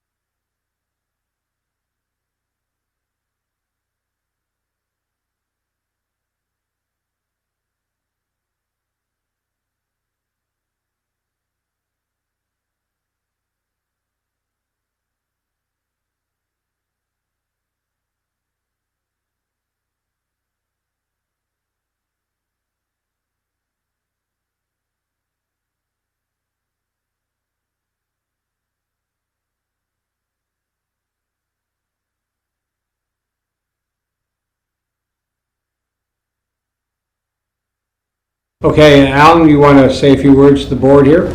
Well, I just wanted to address the fact of the separation between the addition and the existing building there. First of all, the reason I'm trying to keep that existing building is I want to use it for storage and be able to do a few crafts and that. As I get a little older, I've gone through 2 knee surgeries and a third one is on its way, so I'm trying to keep everything one level. So that's the reason I'm trying to keep that building there to start with. But right now, between the addition and that building, if you're not looking at the eave, is 4 feet, which well fits within the regulations. So I have no issue in adjusting the eaves or eve to keep that 4-foot separation. which then I wouldn't require another variance because I would stay within the rules. So it would go back again to the 2 variances I've already had into the city. Okay. But I can certainly answer any questions anyone has. Obviously, some have looked at the property, so. Yeah. Any questions of Alan? I think we're okay. I think we discussed that. You were probably listening to it out there. I was, yes. We discussed that aspect of the third. Yeah, so I mean, as far as to defer for that, Yeah. I mean, there's no need of that because I won't need a variance for that. So, Okay. and I just talked with Emily quickly coming in, and she said I'm more than welcome to do that, to make those adjustments. Okay. To stay within the regulations. So it'll just be the front and the side variance? Okay. That you're gonna vote on, yes. Thank you. That makes life easier. Okay. Thank you. Thank you, Alan. Thank you. So does that mean we can come back? Well, it's up to you people. Do you want to revisit it? We'd have to rescind the first No sense to the defer it. deferral. No, might as well deal with Are you all right with it. Rosemary now? Yeah. Yeah, I think that's what he wanted to explain. Yeah. Okay. So we would have to move and second, I Move think. to rescind the deferral. Okay, rescind. And that's moved by Mayor Brown and seconded by Reg, that the referral on Owen Owen Terrace. Terrace be rescinded. Okay? And now a motion to grant the variances that were requested, basically. Is that where we want to go? Is it 2 separate votes or is it? There's 2, it's One to reject and one one to to reject, accept? and then the front is right to refuse. Yeah. Is the original. Yeah. proposal. So, Do you have to So- vote on the deferral though? We did. the deferral has been wiped out. Okay, so Yeah, we have voted we've that. got through that. We got through that. Did we vote on that? No, I Oh, all those in favor? Yeah, mover and Okay, seconder. okay, all those in favor? All those opposed? It's unanimously moved. Okay, that's done. All right, move on. File that. Now, let's move on to what was presented tonight by Emily, okay? All right. Do we have any further discussion on Emily's presentation? Okay, so there's one approval and there's one rejection, okay? Alex, do we take one at a time? I would take one at a time. Okay, Yep. so, let's do the approval first, okay? All those, or I need a mover and a seconder. So Moved by Bobby, seconded by Reg, that the approval to the side yard variance at 1 Owen Crescent be recommended to City Council for approval, okay? Further discussion? None. All those in favor? All those opposed? Got it. Unanimous. Now, the refusal, is that the term used? Refuse, yeah. For 1 Owen Crescent. You want to discuss that? Do I have a mover? Do I have a mover? To forward to City Council the issue of the front yard setback where the variance of 3 feet has been recommended by the planning officer to refuse or reject. So, that's the resolution. All in favor of the, do I have a mover? Do I have a seconder? It's hard to second what you didn't move. try for third. I'm actually going Okay. to put another resolution on the floor, if I could, Mr. Chair, Okay. is to reject that recommendation of staff, so that we accept the variance. Two negatives make a positive. Correct. You're You gonna know what I'm reject trying to say the at this refusal. time of day. Bottom line is that for the 3 feet variance, that he would be allowed to proceed with his addition. Okay. Anybody want to second that? It's been I'll second that. Second by Rosemary. There's a lot of people on that one. All right, is any discussion on that? So just for clarification, Mr. I was afraid of that. On page 49, the conclusion is the Planning and Heritage Department recommends approval of the major variance request to reduce the required side yard setback. Yes. And recommends the refusal of the Yes. variance request to reduce the required front yard setback. Yeah, that's what we just So did. we're voting on just The clarifying. refusal. We rejected the refusal, and now we're approving that aspect, that request. The front here. The front here, yeah. That's clear. Okay. Is that So, all those in favor? All those opposed? Passed unanimously. Okay.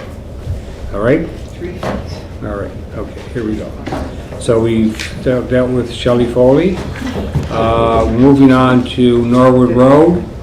I think this is Robert?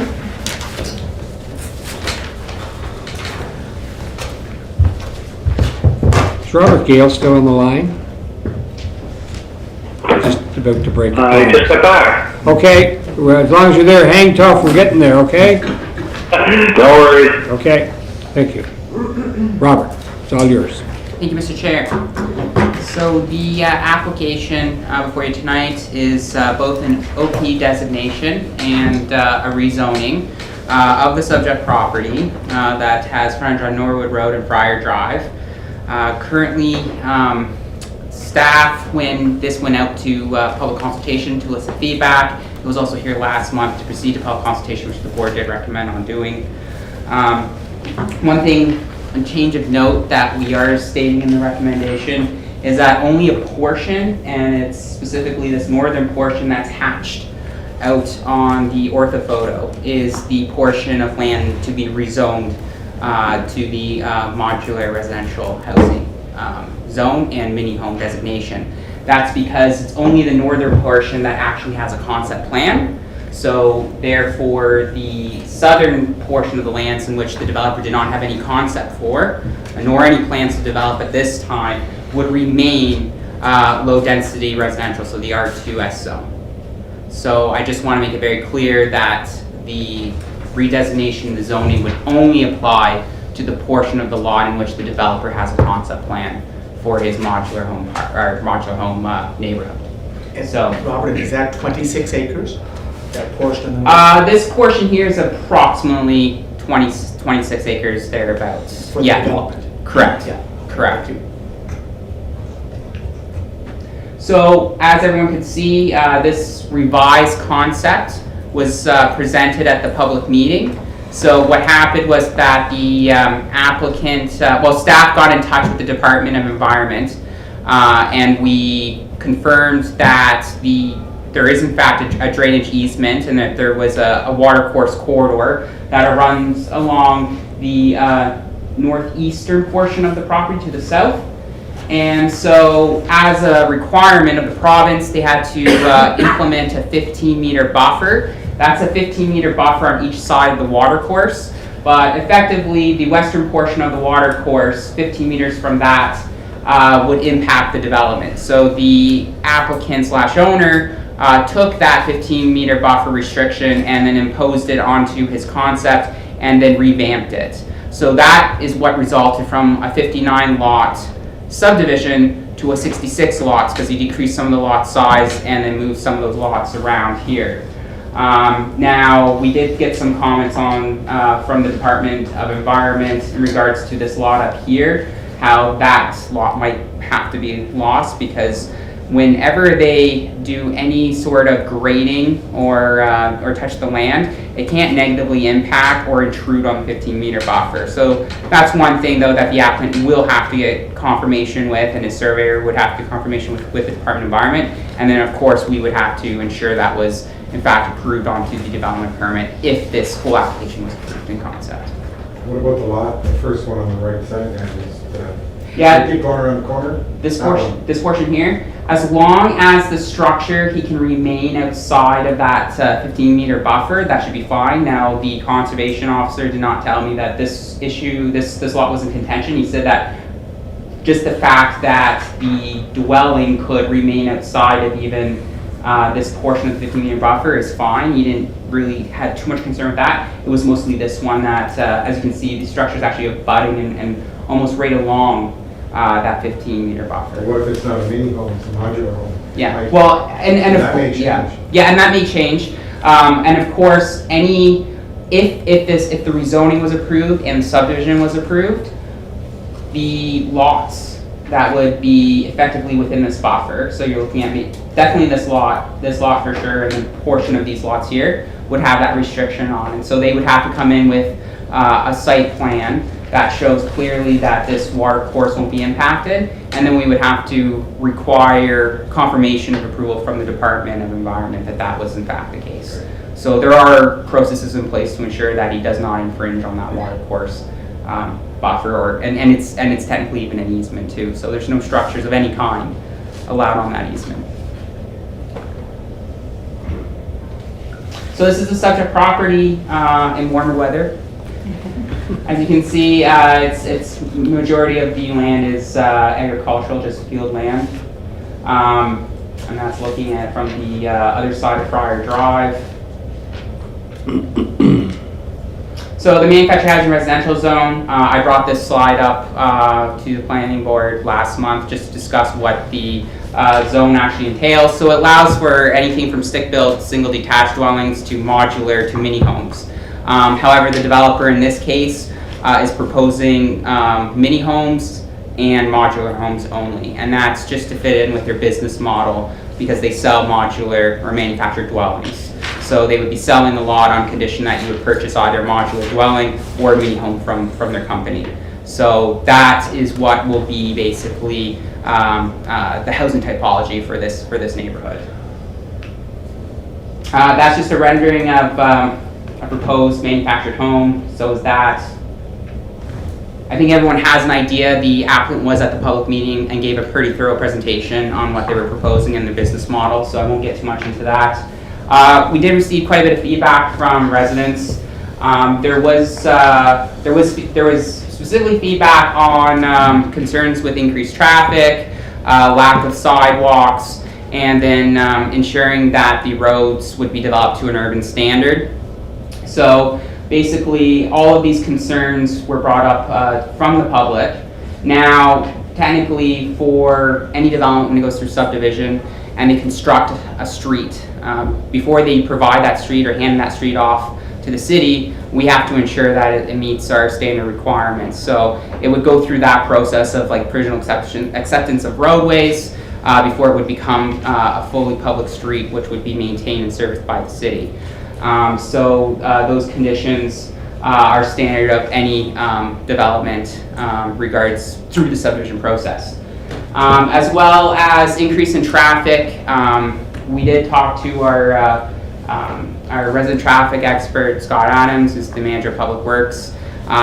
He provided comments in regards to the proposal. He said since it was a low-density, single-lot subdivision that's akin to like low-density residential neighborhood subdivisions, a traffic study usually isn't warranted or required. So usually our department only requires traffic studies that could cause a significant impact on roadways. So because these lots are going to be serviced by local streets have much more capacity than, say, collector arterials, because local streets, the only people that are using them are either residents that live in the development or visitors to that development. So there is no really high concerns in regards to the traffic component for the local streets for this subdivision.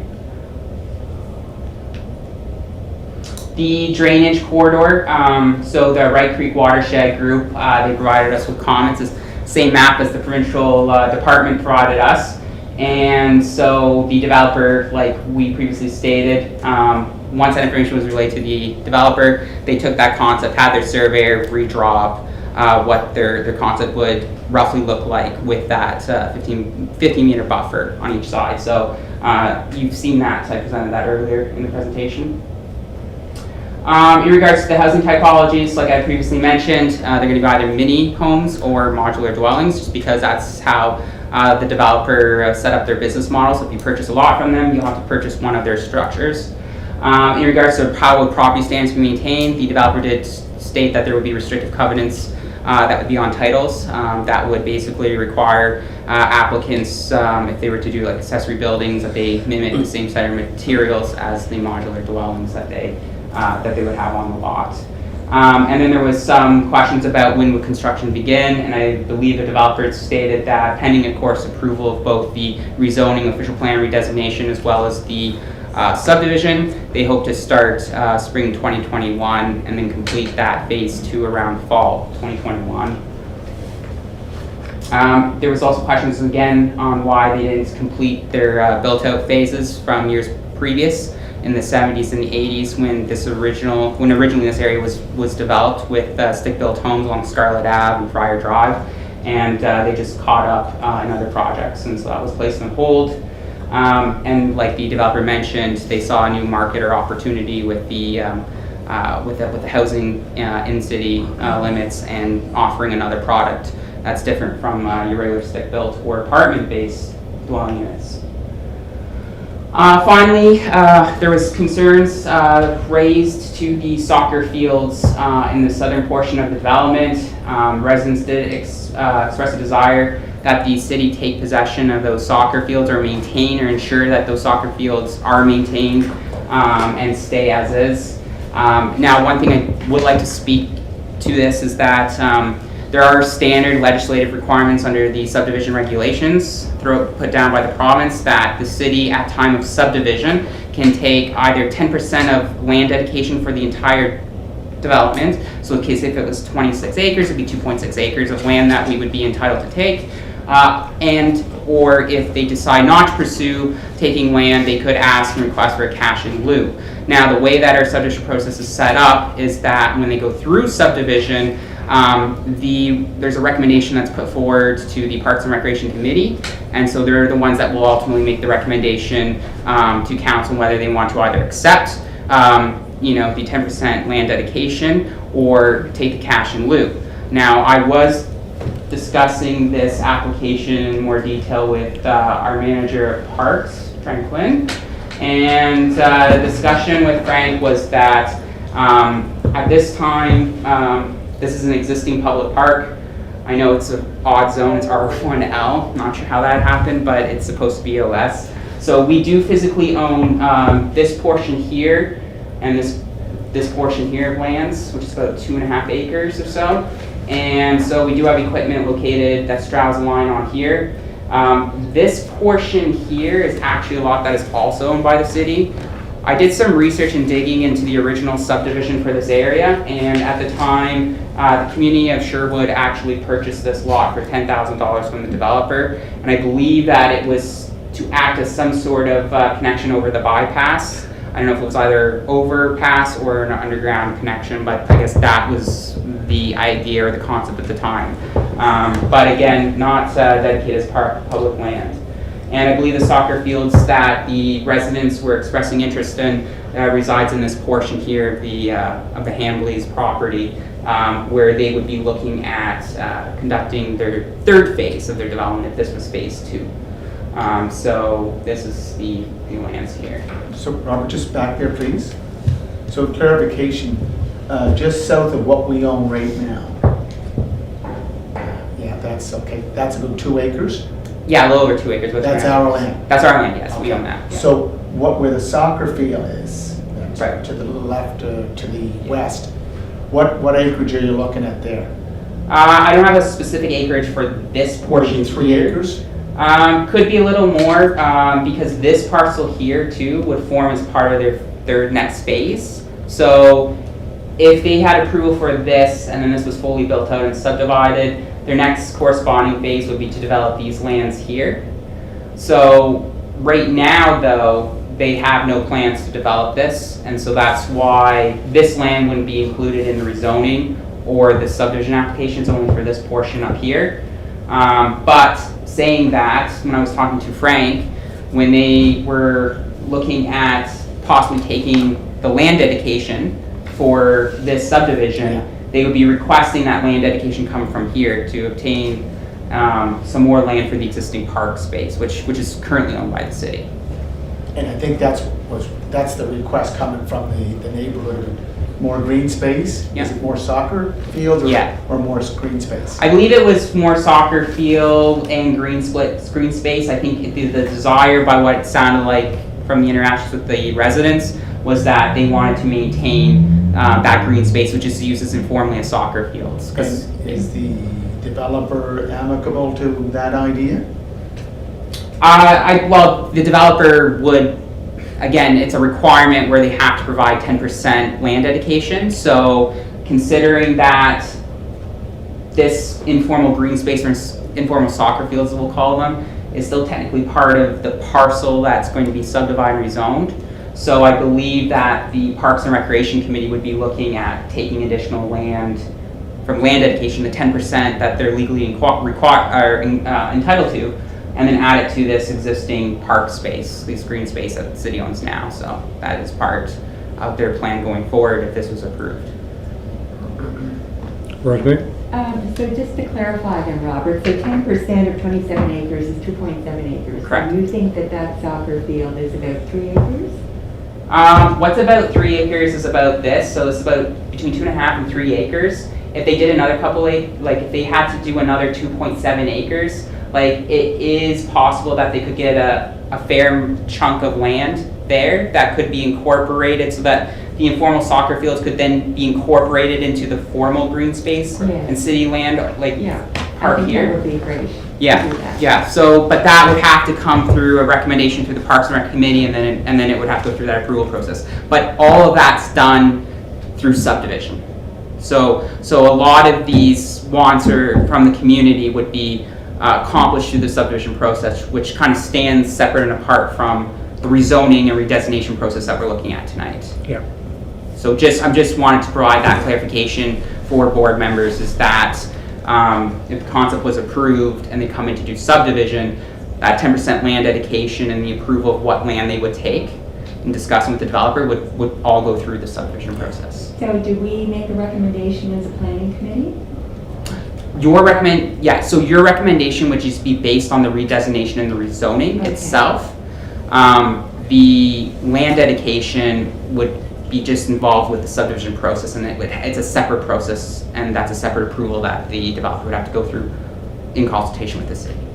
I don't want to belabor this, but we all heard all the comments from the residents last week, and I just don't want those comments to be lost in the process of moving forward. They had to be ensured that that doesn't happen. I can say that talking to Frank, he's very much aware of the of the comments that were relayed at the public meeting, and he's very much aware of the desire to obtain that 10% land dedication, not cash in lieu, in which you'll be recommending to the committee. So I can say that it is on the city's radar, so to speak. Yes. Councilor McCabe? Thank you. I'm not keeping too long, but I do have a lot to say. So, and I do appreciate that. And Rosemary, I totally agree with your comment. I think that we have to do much better before we get to the stage where we're kind of talking about when we're looking at redeveloping subdivisions. Because again, I'm not against this rezoning application. I heard from my residents that night too, and I don't think they're against this type of rezoning application, but what they're tired of is they're tired of the development that keeps happening in that area with no infrastructure upgrades, with no planning, really good planning that goes in. It was interesting in 2015, was it, when we adopted the East Royalty Master Plan? And it's a great document. It'd be lovely to see some of the recommendations and thoughts come in, start to take some action in that. In 2.7, it talks about the approval before the pre-approval of any new development within a or proposed neighborhood, a concept plan be prepared. Road, block, and land use plan. We know where that green space was coming from. A streetscape, open space, servicing, and an environmental impact plan.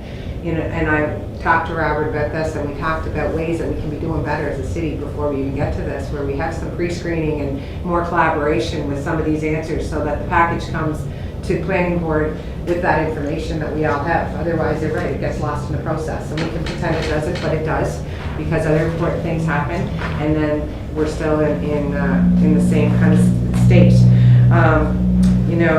You talk about the environmental impact stuff, and it's funny, I got an email from the provincial department. I did, my resident did, she forwarded it on to me, and they were highly recommending that the developer required to submit an environmental impact assessment with his application. I'm not sure if that's been done or not, but there are other concerns around that environmental area, more than just the 15-foot buffer. So, that's what was coming out of the department, which you've also kind of recommended. It's not just the city that has to stop working in silos. We have to be working with the province and the regulations that are coming from all these other areas too, so that things are done properly from the first side.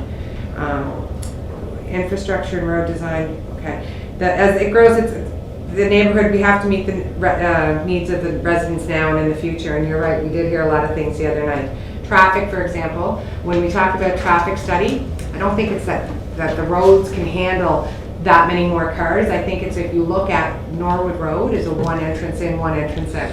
There's nowhere to go there. You know, we have the 30 lots that we just approved at the top of McCrae Drive for the duplex dwellings for at the top of the other end of McCrae Drive, and now we're going to put another whole subdivision down here, and then we have a nice connecting road in there that nobody wants to pay any attention to because it costs a lot of money. But that's another way in and a way out for these cars that are there, because otherwise they're bottlenecking on Oak Drive and coming out to the new roundabout. We know we're getting 3 more roundabouts on St. Peter's Highway this summer. So all that traffic's got to go somewhere, and there's a lot of residents there.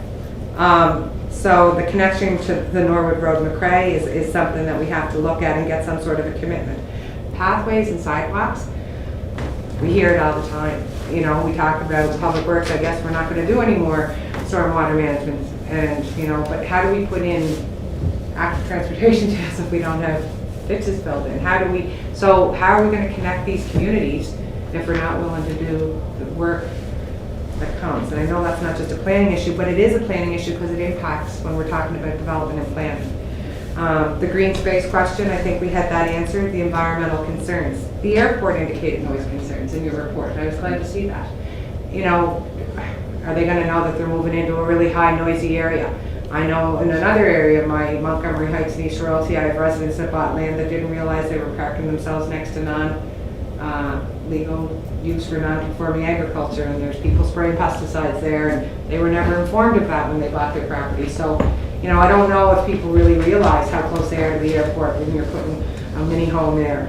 A couple more points. I mean, I had so many points I could talk for hours, but I just think that we can do better to get some answers to some of these questions, not just for the residents, but for the developer too, so that it's done right and we're not wasting his time in this process. So I'm not going to support it as it is right now to go ahead until I get some answers to some of those questions. Thank you. Councillor McCabe, with all due respect, I think like developing land right to from the time of designating the use of the land, be it R2 or R1L or whatever, it's a multi-step, multifaceted, multi-phase project from the time that you classify it till the people are moving into the home. There's many things that have to be done. But this was just to rezone the land. Those other things come via dictates from the zoning development bylaws that this will be done and that will be done and this T will be crossed, this I will be done. You can't have all that done, you know, right from the get-go. It takes time, it takes people, and it takes processes and stages and everything.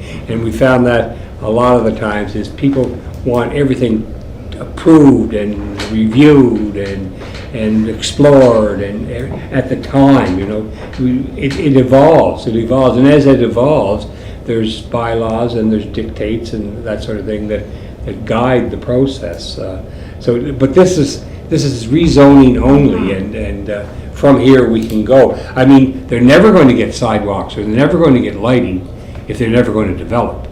You know, one follows the other in a logical manner. Well, I don't see it quite that quick, Councillor Duffy, but I also see that they asked the question, why could they not have exit access onto Norwood Road rather than going through all the community streets? And I think the reason was because they are using their original plans from when they first applied, which is 19 when?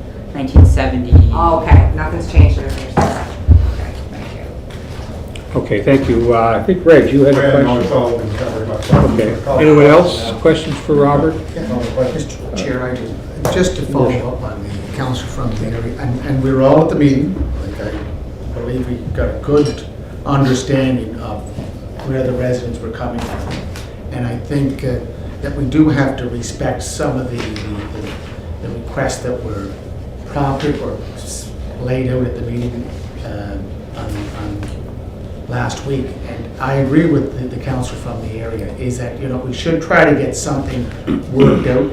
And I understand where the chair is coming from, you know, this is just a rezoning issue. But you know what? At some point in time, and you know we say this a lot, Mr. Chair, we have to work outside of these silos. There's public works, there's water and sewer, there's planning, there's parks and recreation.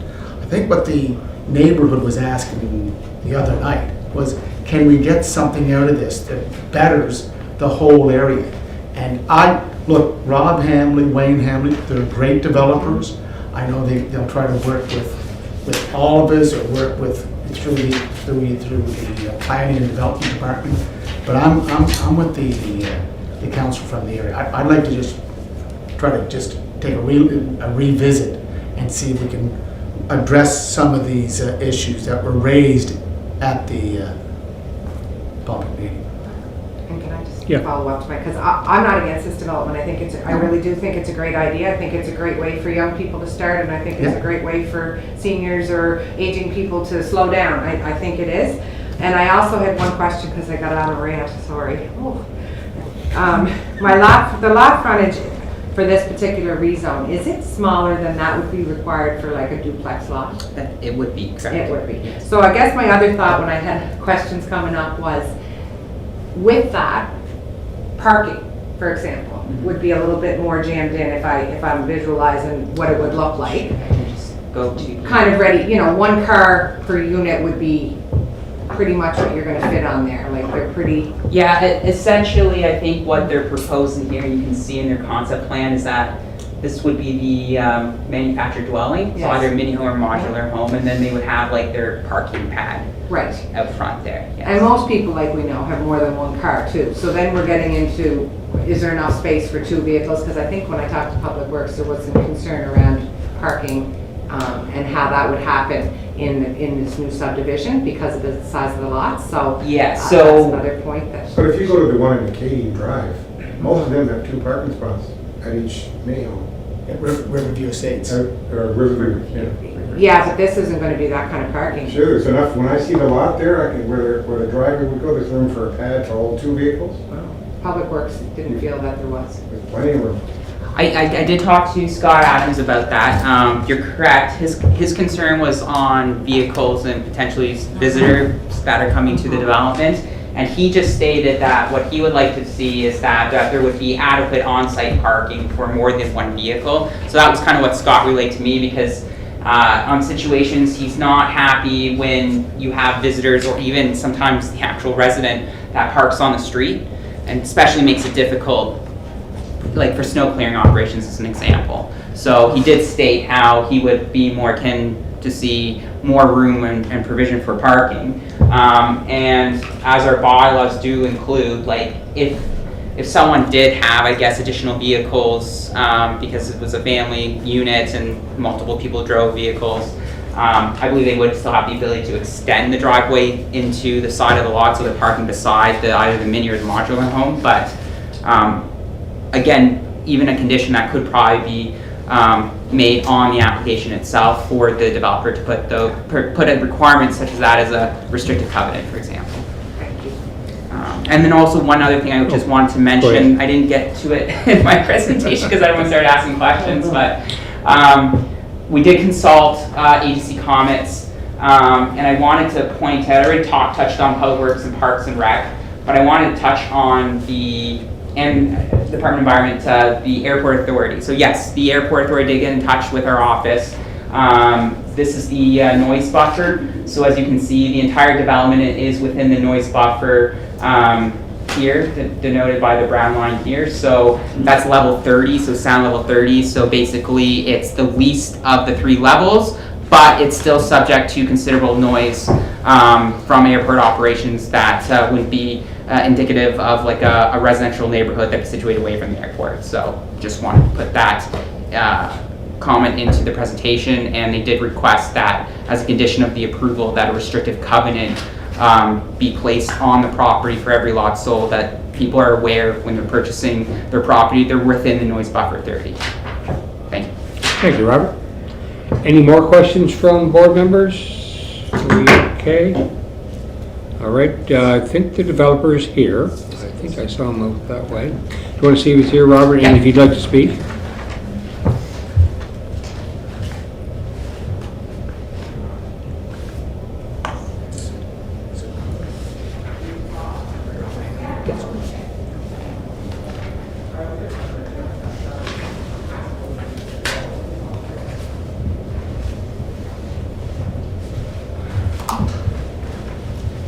Hi, Rob, how you doing? Hey, I'm great, thank you, folks. I just want to address that parking piece I overheard in the lobby. We will certainly have, my intentions are to have a double width driveway, much like in River Ridge Estates, which is across from the French School, so we'll have plenty of parking for 2 cars. We're typically 20 feet wide by maybe 40 feet, 30, 40 feet deep, so yeah, I don't anticipate parking being an issue whatsoever, so I just thought I would touch on that. Anything else? No, I'm good. Okay. Rob, Thank you. yes, did you, sorry. No, go ahead. Rob, did you hear some of the concerns expressed by the councillor from the area regarding development of pathways and other issues? Do you have any thoughts about that?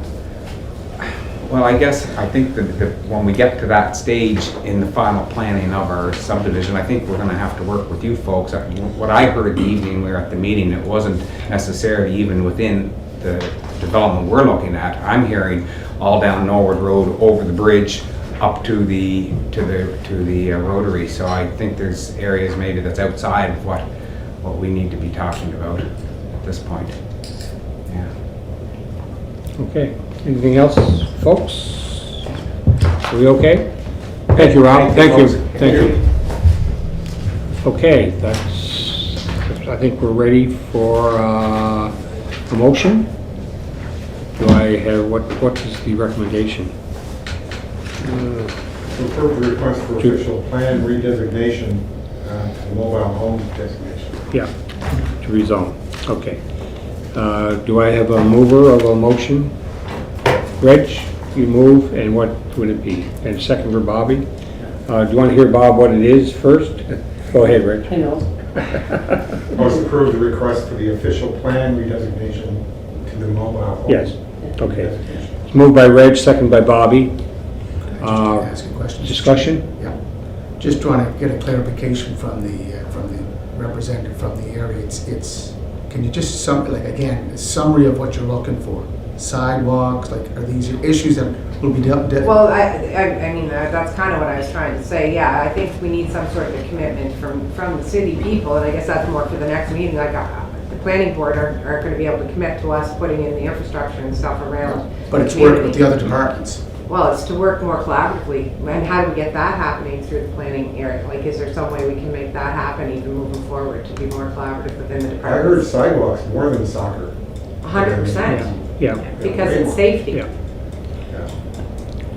And I know it takes a while, and I know they're expensive. Yeah. But I also know that if we don't have some sort of a time commitment, it's the same discussion over and over again. Yeah. Because I've lived there for 20 years, and I've heard it's coming. Oh yeah, it's a priority. Yeah. Okay. So you want But this they're all priorities, you know what I mean? Well, we're developing, Mike, though, a lot out here. Oh, yeah. Like, we Yeah. have 400 plus new homes in Montgomery Yeah, Heights. We have there's no land anywhere else Okay, besides so West Royal and East there's Royal. not too many places in any other wards that don't have sidewalks. Well, there are quite a few though, Julie. Yeah, There's there, quite- no, yeah. not too many. Not quite a few, but there are some long-term ones. In fact, we have a policy that sidewalks are only to be on one side. That's fine. That helps I a don't lot. even want sidewalks. I want an asphalt strip so Yeah, people can well, get to the bus stop. See, those are details, all the departments in this building have to work together. Correct, on that's these. what I'm Yeah, saying, yeah, some sort of a yeah. collaboration. But the little piece here for planning is to rezone or not rezone. That's the decision tonight. And the other things, granted, they are expensive and they take time, and like you can see our budget for the upcoming year. There's a lot of repairs done, there's a lot of maintenance on sidewalks and curbing and that. As far as new stuff is concerned, and last year there was only, I think four areas that got sidewalk, and yeah, I understand, I hear what you're saying. Yeah, and I think that Rosemary said it best. Yeah. We do a lot of talking, but I haven't seen a whole lot of commitment to what we talked about. So I guess, how do we do that better? That's Yeah. all. Budget time, I guess, budget time. Like you But said. I find that one of the points that we overlooked too, that the whole purpose to change the bylaw for mobile home designation, which we just did, Yeah. is to get more people into the housing market. This fits that bill. It's the first one I've seen Yeah. in the 2 years I've been here. Chris? Can I touch on that for a Yeah, second? sure. Chair? There's such a demand for this right now. Yeah. Like, we cannot, it's my world every day. people wanting to get into home ownership. What a great way, you know. I realize we need more infrastructure, you know, sidewalks, totally 100% agree with you guys on that. But I wish we had 10 of these happening, you know what I mean? Because it's going to be the way of the future. That how are people going to be able to get into home ownership if they don't start with a condo, start with a mini home on a plot of land or something like that? I mean, mini homes on rented lots right now are going for as much as $150,000 in multiple offers. You know, so if you can own a new mini home on a piece of land, kudos for the developer for wanting to do this. I think it's just a fantastic product and a great area to kind of do it. So that's my 2 cents. Okay, thanks, Chris. Anyone else, folks? Can I speak? Yes, Ms. Yes, Madam Councillor Yankov. Go ahead. Thank you. Thank you very much, Chair. I wanted to just acknowledge the council in the area's very valid point, and although I plan to support this development, I also want her to know that I will certainly support her encouragement and push towards the other departments to look at these other important aspects of development as we go forward. So that's all I had to say. Thank you. Thanks, Councillor Yankov. One last point, Mr. Chair. Yes, One Your last Worship. point. And Mr. Chair, look, again, it's not about the development, just what Chris said. I've heard this before about starting homes. Actually, when Lori and I were first married, there was a possibility of looking at a trailer home, but Lori Devine said, I'll never, that's not for me. But we went and bought our own first house with 650 square feet. So it was actually just right down from Mike. Yeah. It goes down. Yeah, my It's a pretty values good went neighbor down. to, just want to tell you that. But the point is that, look, guys, I know where Julie's coming from, Councillor McCabe. We heard it over and over again. And we hear it every time about these new developments. My vote is not against the proposal. It's about us working together. And I think Councillor McCabe is saying, let's try to work together so that we can get some of these multi-use pathways, that we can look at filling in some of these ditches that cause some problems in the existing in the existing subdivision, and also to clear up this whole green space issue, that it is an open space. It will be an open space for not just playground equipment, but for field sports, whether it's baseball, it's soccer, and so forth. So I want to make it clear, I'm agreeing with the councillor from the area, and that's why my vote will express that. Thank you. Thank you. Okay, are we good to go? Yeah. Okay. So it's been moved by Reg, it's been seconded by Bobby Kenny, I believe. Yep. That the rezoning application put forward at Norwood Road, Fire Drive, be recommended to council for approval. Any more discussion? All those in favor? All those In opposed? favor. Okay, so what's our figure? We have 2 opposed, the remainder, 2 opposed. McCabe and Brown? Okay. Okay, thank you very much, folks. Moving on to, next one is Robert again, and this is a carryover from last month's meeting. I think Mr. Cochran is here to add some answers to some questions we had last month. So I'll let Robert take it away. Great, thank you. I'm not going to belabor the points too much, but this is just a lot consolidation of the Founders Hall properties. Basically, the lot consolidation will allow for Founders Hall Food Market to establish an outdoor amenity space equipped with fire pits, a bandstand, some seating for patrons. And as the board wanted to discuss and wanted a little more detail about the operations, the owner is here, or the representative of the owner, Charlottetown Harbor Authority, is here tonight to speak to that. So I can go again. Sure. Any questions of Robert before you get the developer? Any questions at all for Robert? Okay, thanks.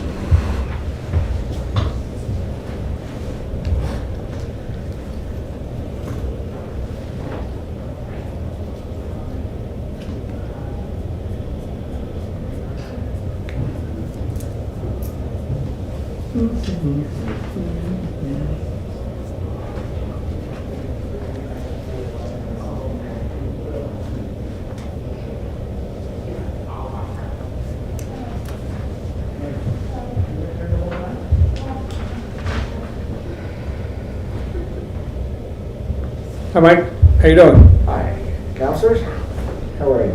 Good, Can I good. take this off in here? or- Sure. Yep. I'll be over here. Can you rotate that by chance?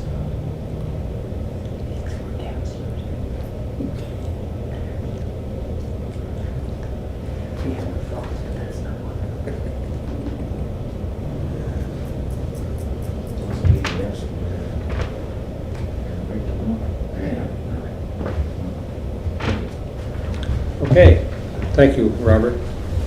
As we know that some of the members of the board, Mike, had a few questions last month, so this month, so we decided to ask you if you come up and provide a few answers to a few questions. I think Lanny Yankoff's on the line here, and so I'll just turn it over to you, Mike, if you want to say anything. Sure, and, so can I run through this? Sure, quickly? go ahead, I go know ahead. we'll take just a Yeah. few minutes of your time. So what this is out front, it's sort of a picnic area, and it's meant to be designed to, really the whole intent was to create safe cluster zones in the event of COVID-19 to make use of exterior patio space of land in front of Founders that, was part of our purchase when we purchased Founders Food Hall and Market. It was originally all one lot by a private developer, and I do believe the city purchased the front lot, and then the remaining lots were kind of subdivided again and again by the previous developer. So what we wanted to do was basically there's a boardwalk that goes across here, crosses the property in front of Founders. All we wanted to do was really create some kind of safe cluster zones for people, of groupings of 8 to 10 and 12 people, cohorts. So we can make use of exterior zones in the summertime to make people more comfortable and make it use as an attraction of a destination. Having said that, we also want to beautify the landscape out front. It's a little bit of a leftover gravel mix that we have on the front side, so we thought it would take advantage to clean that up from a Water Street presence, because it is the entry to our downtown if you're coming on the bypass, and this would make it very attractive entrance to our waterfront. So I'll just kind of go through our patios on the front. We would just kind of create some barricades in here for safe cluster zones of people, but also we wanted to add some greenery and some space in front, and perhaps a little bandstand that we would put here that would kind of mimic what we have presently at Founders to kind of draw the two connections. So if I can just kind of scroll down here a little bit.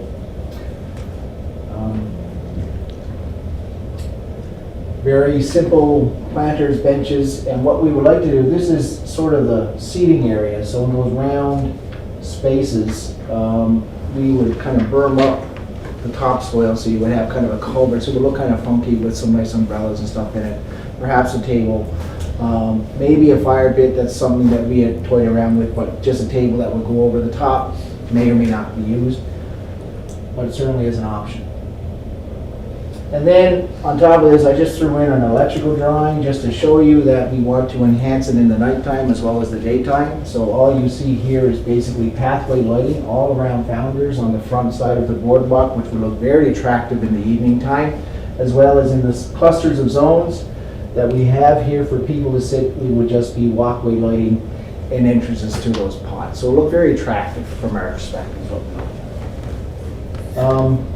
So I'll just kind of go down and give you some visuals. So that was the original concept. These would be kind of the bermed areas that would kind of rise up, but these would be just Adirondack chairs, circular gravel with a lot of greenery. Right now, this is all gravel. And it looks really unfinished. So our objective is to kind of finish the space.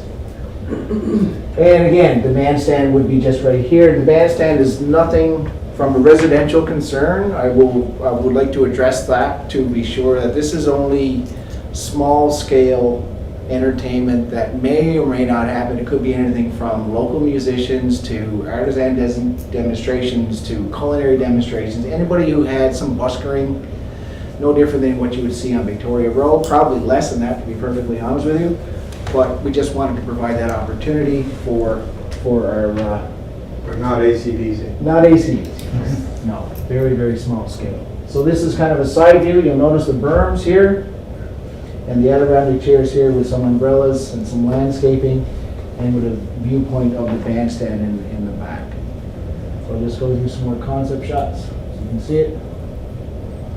Again, looks kind of pretty and very attractive, we think. We kind of feel that Founders is kind of offset from the road a little bit, so with a little bit of a streetscape presence on Water Street, it would certainly draw a little bit of people more into the Visitor Information Center, Founders Food Hall and Market, all the vendors in there, and start to develop that whole space as another retail area, because we have, receivers down there now as well, and, so there's elements of it budding that way in terms of gentrification. There's AC/DC, right there. Pardon the pun. Sharon Lowe's. Yeah, Sharon Lowe's. And it's meant to coincide like on a 2 to 4 in the afternoon or early evening. It's going to coincide with the hours of operation of Founders. Typically, we haven't seen a later opening than, I think, 8 or 10 p.m. in the nighttime. And that's basically what the DSC courses in the summer hours. Right now, we're pretty much closed up no later than 8 o'clock in the evening time. Okay? And anything we would do, obviously, will be in accordance with city bylaws. Just some more viewpoints, you just kind of get the visioning, and this is kind of our front viewscape. So right now, at the end of Founders on the far end, we do have some sales there, so this is just kind of blended two together that you're looking at the same building. Oops. So that's kind of what it would look like from here. So it's pretty attractive. So previously, we had, was all one lot. This whole thing right here was all a lot. The previous developer decided to cut out a section of this and create another lot in front of that. This is actually your lot. Okay? So all we really are asking is, because the bandstand and a few of the gravel Adirondack chairs would be sitting right adjacent in these areas in the boardwalk connection that would connect the two to the other boardwalk. We're just asking for a lot consolidation. We do own both properties right now. So we're just asking to put it back to its original intent so we can carry on with the construction. And so the request was for a lot consolidation, and here is the new lot. We engaged ISC Engineering to redo the pins and put it back to its original intent so that we can carry on with our development at Founders. We do have a contractor ready to go. We're in a holding pattern, and we would like to see this move forward as another development in downtown, very attractive. I'm open to questions. Thank you, Mike. Questions from the board? I have a couple of questions. Councillor Yankoff, the floor is yours. Thank you, and thank you, Mike, for coming in and giving this presentation. I just have a couple of quick questions. Wondering, and maybe I'm getting my vision wrong here, but there's 2 or 3 trees. Are those going to be left alone? That's my intent, yes, would be to keep the trees in its integrity. And if, I can't remember the slide, but they would remain intact. So you'll see there's a boardwalk that connects our existing patio with the outside boardwalk. Our intent is to keep the trees all engaged in that area. So yes, to answer your question, we don't want to remove trees. Perfect, thank you. And just one other follow-up question. Last year, Founders and Discover Charlottetown partnered and did some outdoor music and indoor music that went really well. And everyone kind of coordinated with each other so that while music was happening at Founders, maybe there wouldn't be music at the landing park. And I'm just wondering if you plan to do a little bit of that passive entertainment. Would you be coordinating with each other, the other user groups, to ensure that we're not competing with sound? Great question. I would say in COVID-19 times, the attractiveness of the destination overall, we did work collaboratively with all of our players in the downtown core. The levels of the sound music that we have applied in that area are, the bandstand is right up against a brick wall. So you do not hear that level of sound from Confederation Landing Park or to other residents' concerns because it's contained in that area. In terms of multiple areas having sound, or to me, it's more of an attraction. The more that's going on, it's more of an attraction. I think the sound issues are permeated by the actual locations of the building of where the bandstand is located, because we looked at that when we were doing our design. We're up against a wall and we're facing another building, so it's contained in that area. We don't see any overlap from that perspective. But certainly, we're always open to collaborate. We collaborate to cover Charlottetown, to move it around. But I think that's certainly a COVID-19, program that we were trying to create some more attraction, but we certainly want to do that in the future. Thank you very much. Okay. Thank you, Lana. Thank you, Mike. Anyone else? I'm Councilor just going to McCabe. put a motion on to accept staff's recommendation to approve the lot consolidation. Okay, I have a mover. Do I have a seconder? Moved by. I'll second that. Moved by Councilor McCabe, seconded by Rosemary, that the lot consolidation request, Founders Hall, be recommended to council for approval. More discussion? Question. Having none. All those in favor? All those opposed? In favor. Unanimous. Thank you. Have a great Thank you, Mike. See you later. All right. Moving on. We're going into regulation territory or bylaw territory. Mr. Forbes, I take it this is your time to shine? I think Mr. Zilke has got a number. Oh, sorry, Robert, sorry. After all the hard work you put into this. Certainly keep me busy. So we have now moved into the next portion, which is incorporation of zoning bylaw amendments. I'm just going to put up the PowerPoint. Sure.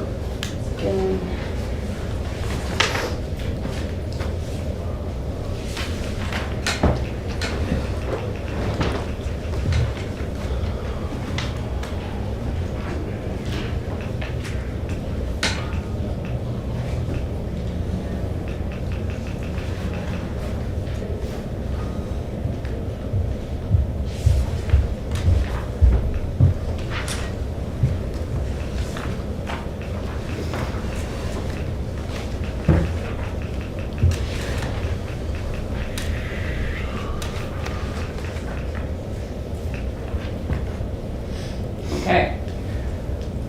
So these are a set of zoning amendments that staff is proposing to move forward to public consultation. So I'll just jump right into it. So the first amendment that we're proposing is a requirement or the ability to cancel incomplete permit applications after 6 months. So we're just doing this to align with our local building bylaw, who they refer to it as abandoned applications. So basically, if someone comes into the department, they submit a permit application, but they do not have the required either building drawings or site plan or drainage plan or what have you not. And if they do not submit those documents to that permit within 6 months, the department would just declare it abandoned and would cancel the application. We would still keep the funds because we'd still do the administrative duties and the work, and then they would just have to reapply for that application. This does quite a few things. One, it cuts down on a bunch of incomplete applications that are floating out there, so it allows us to basically restrict kind of like our file sizes and dealing with that, as well as it also creates consistency that if someone comes in, say day one, and they're applying for specific development and it adheres to a certain regulation, if the bylaw changes the next following months, they can't come back in and say, well, I submitted an application 8 months ago or a year ago, and I want to be processed under that particular rule rather than this new proposed rule. So this clears up a lot of issues, I believe, for staff as well as for the city. So that's amendment number 1. The next one is the application of the major variances. This is just providing clarification on what is subject to a major variance. Now, in the previous zoning bylaw, prior to this being undergoing through its first major amendment over decades in 2018, the last bylaw was quite clear that only permitted uses and the regulations of permitted uses in the specified zones of the zoning bylaw are subject to variance. That means parking isn't, accessory structure, signage, for example. It was really constricted to the built form and the development, and that was donated into the zones of permitted uses and the regulations of permitted uses. So staff is just providing clarification that, again, that is where the ability of variances will rely on. That is what you can apply for a variance, nothing else. We don't want to get into situations where we're applying for variances on parking counts, where we're getting into signage requirements, or this board will see a dramatic increase in uptake in those applications, in those variance applications for sure. So that's item number 1. 2.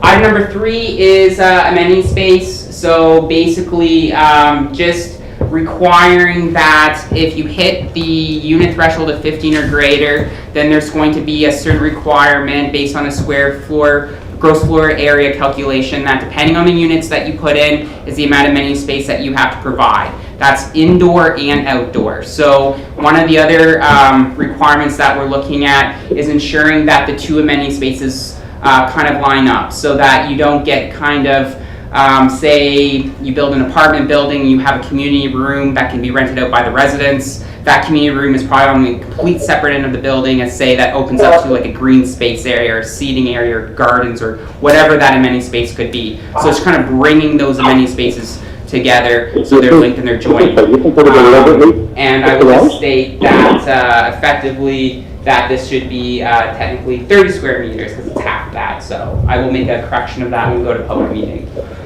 The next, number 4, is undersized lots. So basically in the current bylaw, we stated that if you have an undersized lot in both terms of frontage and area, nothing can prevent you from developing said lot with the lowest use. We never defined what that was, but that means a single detached dwelling. So after some research on other jurisdictions, most notably Fredericton, we took that provision for development rights as undersized lots. I think it basically makes it a lot more clear for people with undersized lots on what they can and how they can develop that undersized lot. So this just provides some clarity to development rights for those undersized lots. The 5th is garbage area. Now there is a standard requirement in the bylaw where you have to screen your garbage area, and that's either through like a fenced-in structure with opaque fencing, or you bring in those large garbage or recycling containers. We've been having some resistance from developers and when they submitted applications on how they would try to accomplish the garbage screening. So we're just going to basically state exactly, this is clearly the regulations you have to adhere to, and this is how garbage areas have to be screened. So we do include some subsections and some policies to basically how to mitigate not only garbage to neighboring properties, but also appearances from the street. So again, just providing some clarification rules around screening of garbage areas. 6th one is general provisions for fascia signage.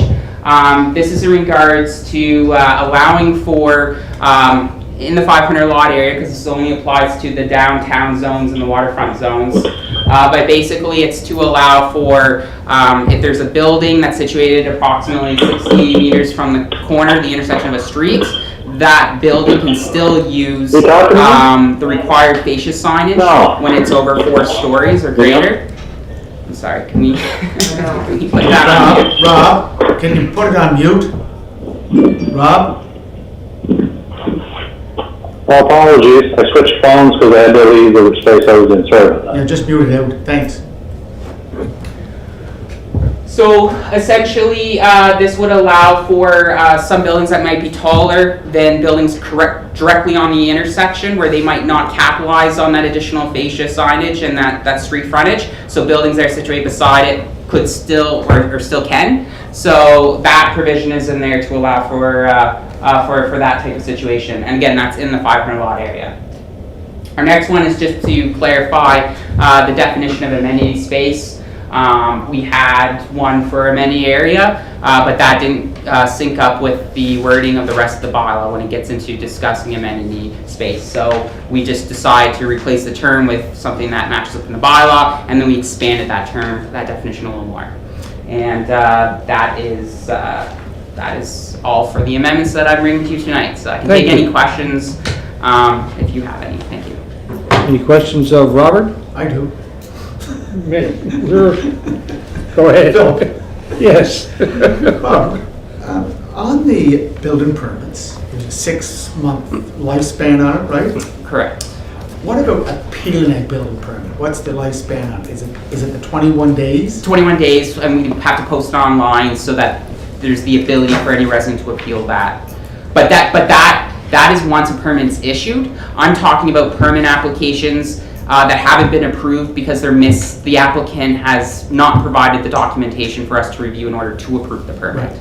So, like if you submitted a building permit for a lot and you didn't have your drainage plan or your trust plans, if you decide not to take any action 6 months, that gives us the ability to cancel the application, then you would have to restart. Right, and this question, Mr. Chair, it comes from a situation in the north end of the city where they were trying to find out about the appeal of building permit. Does it go through IRAC, or is it now, has there been a change in how someone processes an appeal? We still post the building permits online and there's So still... if I was to appeal a building permit, I would just take it to IRAC? You would have to, yeah. You would have to go to IRAC, fill out the information on what you're appealing for, and then that would have to be sent to our office to know that the building permit's under contention or appeal. Has that been clarified, Mr. Forbes? The appeal process is really, that's a provincial process. Anybody that's knows development or whatever, I mean, we identify to people that they can go to appeal. We don't get it too much into it because we direct them immediately. The minute they ask the question, we direct them to the Island Regulatory Appeals Commission because the people start asking a lot of questions about the process about the appeal, and we don't really know their process, so we send them to them. And but you know, it's most people realize that that you can appeal within 21 days. It's in the letters that go out to applicants and things like that. So. Okay. Anyone else? Questions of Robert? Okay. Do I have a mover of a motion to, the motion would be to recommend to council that this package be forwarded to the public consultation process? Okay. Okay, moved by Reg. You're doing overtime tonight, Reg. Holy smokes. You must have a date later on or something, trying to rush us through. Reg thinks he's getting paid by vote. You told me to pull the fire alarm. Moved by Reg. Do I have a seconder? Seconded by Councillor McCabe, that the package, as stated, be forwarded to, or recommended to council for public consultation. All those in favor? All those opposed? Motion carried. Unanimous? Thank you. Moving on to our next item, which is, who has this one? That would be Laura, more amendments. Okay. She's on her way in. Yeah.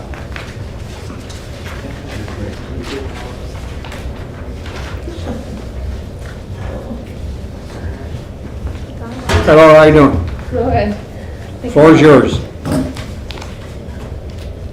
Okay, I'm going to be brief. These are some amendments to the MUR zone, mixed use density residential zone, and that zone was developed when the East Royalty Plan was developed a few years ago. Anyways, the mixed-use residential zone, it's a zone where there's various housing typologies that are laid out for that zone, and they're all approved through percentages for that area. There were some amendments done to the bylaw back in 2018, and under permitted uses for the MUR zone, if some of the wording became unclear. So we're just basically bringing this amendment forward to clarify the uses for the zone. And the uses for the zone are single detached dwellings, semi-detached dwellings, duplex dwelling, townhouse dwelling, stacked townhouse dwelling, block townhouse dwelling, nursing home, and community care facility. So we just want to basically list those out specifically so that right here, so that people see them clearly and they're not questioning it. Because right now, if you look at the section 21.1, it refers to the R3 zone. So people are assuming that it also includes uses such as apartment buildings, but it doesn't, because you have to look further down into the body of the amendments, or into the body of the regulations to see the list of uses. So we're just going to bring them to the top so everybody knows and they're aware. So that's that one. Can I just ask something really quick? Sure. In that NUR zone, so up in Montgomery Heights, they could put a community care facility. Yes. So the way it works, there's 30% that's allocated to single detached. I believe it's 25% to semis and townhouses, and then another 25 to community care. And if they don't use the community care use, which for the most part they haven't, there's just one area in the subdivision that's kind of to the north where they're looking at doing that, and that was actually laid out when the plan was adopted. But if they don't integrate that into one of the concept designs for each phase of the subdivision, then they can allocate that percentage to the other uses or in whole to single detached dwellings. So those uses have all been laid out. It's just that we want to make it clear that apartments aren't one of the permitted uses in the zone, because they are permitted in the R3 zone.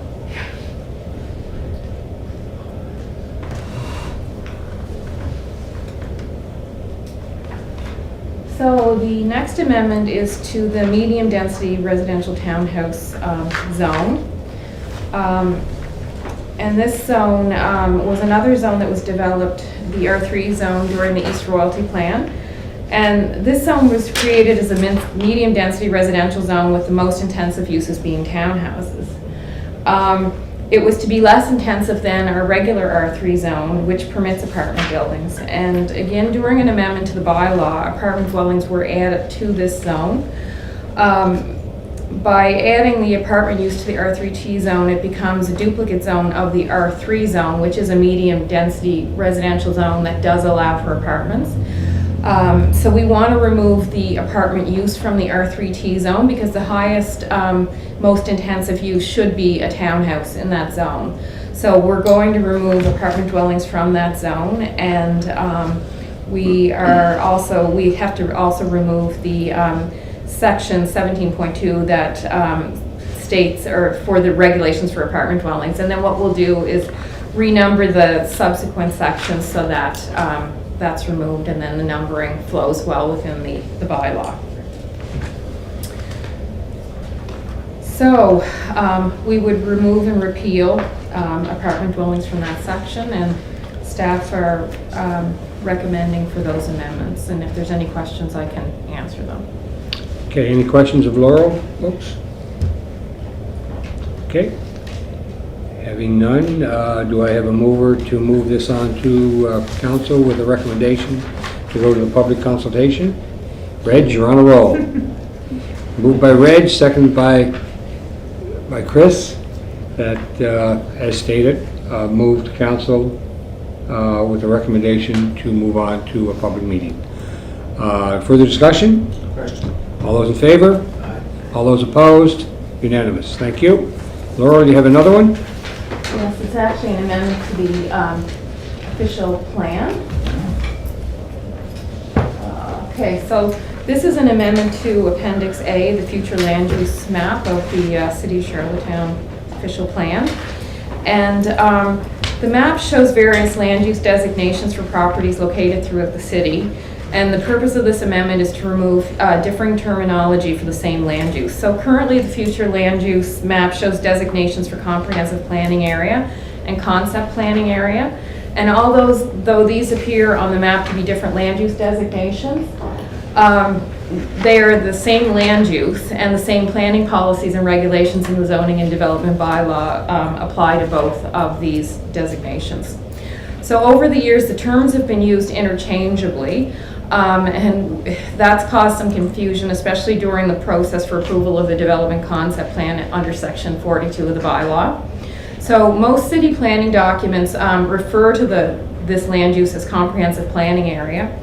The zoning and development bylaw refers to the zone as comprehensive development area zone, CDA, and therefore to keep the City of Charlottetown future land use map Appendix A and references to this land use and zoning designation consistent throughout the city's planning and zoning documents, staff are proposing to remove the land use designation concept planning area from Appendix A of the official plan and replaced all properties designated on Appendix A of the future land use map with comprehensive planning area. So they're right here, and it's hard to see, but I did strike out comprehensive planning area on the table. They're kind of if you look at the map, they're the striped zones. So what we will do is those will just be recoded to the same striping as the comprehensive development area, which is up here. So it's just a darker striping, and it'll just be clearer. So when we're dealing with amendments, everybody's using the same terminology and not interchangeably. So it'll be a little clearer, I think. Clear. Good job. So staff are recommending to bring this forward to a public meeting. Okay, thank you. Any questions of Laurel? You sure you want to do that? Break a streak? Yeah, you would. Moved by Judy, moved by Councilor McKay. Pardon? Reg seconded. Let Reg, okay, and seconded by Reg that this particular issue be forwarded to council with a recommendation to move on to the public consultation process. All those in favor? All those opposed? Motion carried. Thank you, Laurel. Okay, that finishes pretty well our binder material, and now we move on to Alex this time with something on your desk. Everybody got a little souvenir on their desk, so. Robert, Gail, are you still on the line? I am. Sorry. An hour and 10 minutes late. An hour and 11 minutes. Longest. Reg's fault. Mr. Forbes? Mr. Forbes, it's all yours. Yep, well, thank you, Mr. Chairman. Look, hopefully I can answer some of the questions that came up in the previous application that started the meeting. What is being proposed this evening is some amendments to both the official plan and to the zoning bylaw to enable the opportunity to utilize water lots in downtown Charlottetown. Again, just some of the history on this. This kind of came to the head in regard to a lot of people were asking questions in 2019. The Gales were expanding their operation on the marina. We were getting inquiries as to who was really the authority having jurisdiction down there. Excuse me, Alex, just for a second. Councilor Yankoff, are you on the line? Yes, I am. Okay, thank you. Go ahead. So we were getting questions as to who was the authority having jurisdiction. But previous to that, and we dealt with that previous application tonight, which was steamers. So steamers was the first one on the waterfront. So staff had done a lot of work, not exactly certain the year steamers went in, but steamers was registered as a vessel. So then in 2019, when one of these popped up, there was not too much concern because it was like, that's likely another vessel. It's not in our purview to regulate it, but it kept getting bigger and bigger. And then people were asking us, well, who's giving the approvals down there? So it's a jurisdictional issue, and it's a multi-jurisdictional issue, which is always more challenging. The federal government's involved. There's all kinds of requirements over navigation, and they trump everybody. So you don't get in the federal government's way in regard to what their authorities are, and there's provincial requirements down there as well. And then there's us. So in 2019, and we were getting more and more of these inquiries. I thought, well, we need to get to the bottom of this. Is that a vessel? What's going on down there? So I requested a legal opinion in 2019. It took a long time to get that opinion because of the very complex nature of who's got the authority down there. And again, what comes out is it's multi-jurisdictional. We have some authority, but we got to be careful not to, trundle into somebody else's territory. So, Mr. Gale, again, this came to the fore, I think, last April, middle of COVID. We got the, we got the direction that we should be intervening, and our primary interest from the get-go was dealing with safety. So that's when we met with Mr. Gale. He was trying to get ramped up for the 2020 season. It was new to him, and again, he had been dealing with this for a number of years, and he had been getting approvals from some levels of government, but not holistically. So that's what the temporary use approval was for last year, to kind of bring it all together, bring all of the various approvals together on one page where everybody could see it, and then you could go check, check, check. It's all dealt with. So again, the intent was to make these permanent amendments, which are here this evening. So again, tonight, in order to facilitate Mr. Gale's operation, at least for this next season, he was given the other temporary use permits, and this will hopefully eliminate that need. So in the future, whether it's Mr. Gale or anybody, if you approve this, this will be the process that we will follow. So again, just some background there. There was, there was a lot of research done on this. This is not an easy example. You just cannot go to another municipality and grab another bylaw and find out how to deal with this. Firstly, it's very unique that there's even water lots exist in the country. A water lot exists because it was there prior to Confederation. Once the federal government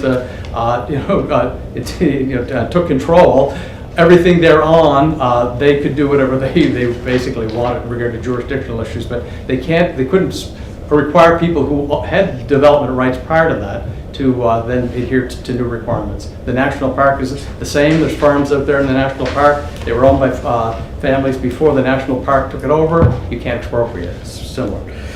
So that's an issue. And then the primary issue for us is in the bylaw. It's in there. There's a section in the bylaw that alludes to the fact that in zones, when you're trying to calculate the zone, where a zone boundary exists, it's typically to the high water mark.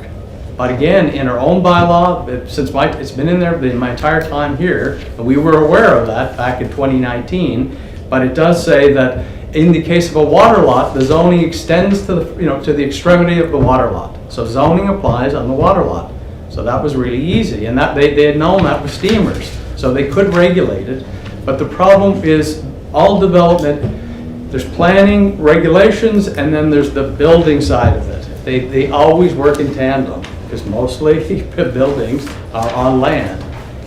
The building code will not touch anything that's on a floating structure. It was never intended to deal with that. So how do you close that loop? So that's where we, last year when we dealt with Mr. Gale, we had a couple of requirements to ensure that aspect, it was asked this evening, on the docks themselves. The docks, it is an Easy Dock platform that they've been using down there. It's a good product. It's been well received. All we were looking for was the dock was designed for a specific purpose, whether it was what's on top of it at any given time. We just wanted an engineer to say, yes, those are the Easy Dock specifications, and yes, what's on top of it in that configuration is acceptable. So that's what we're looking for at this time. So in regard to and then there's another little wrinkle in this.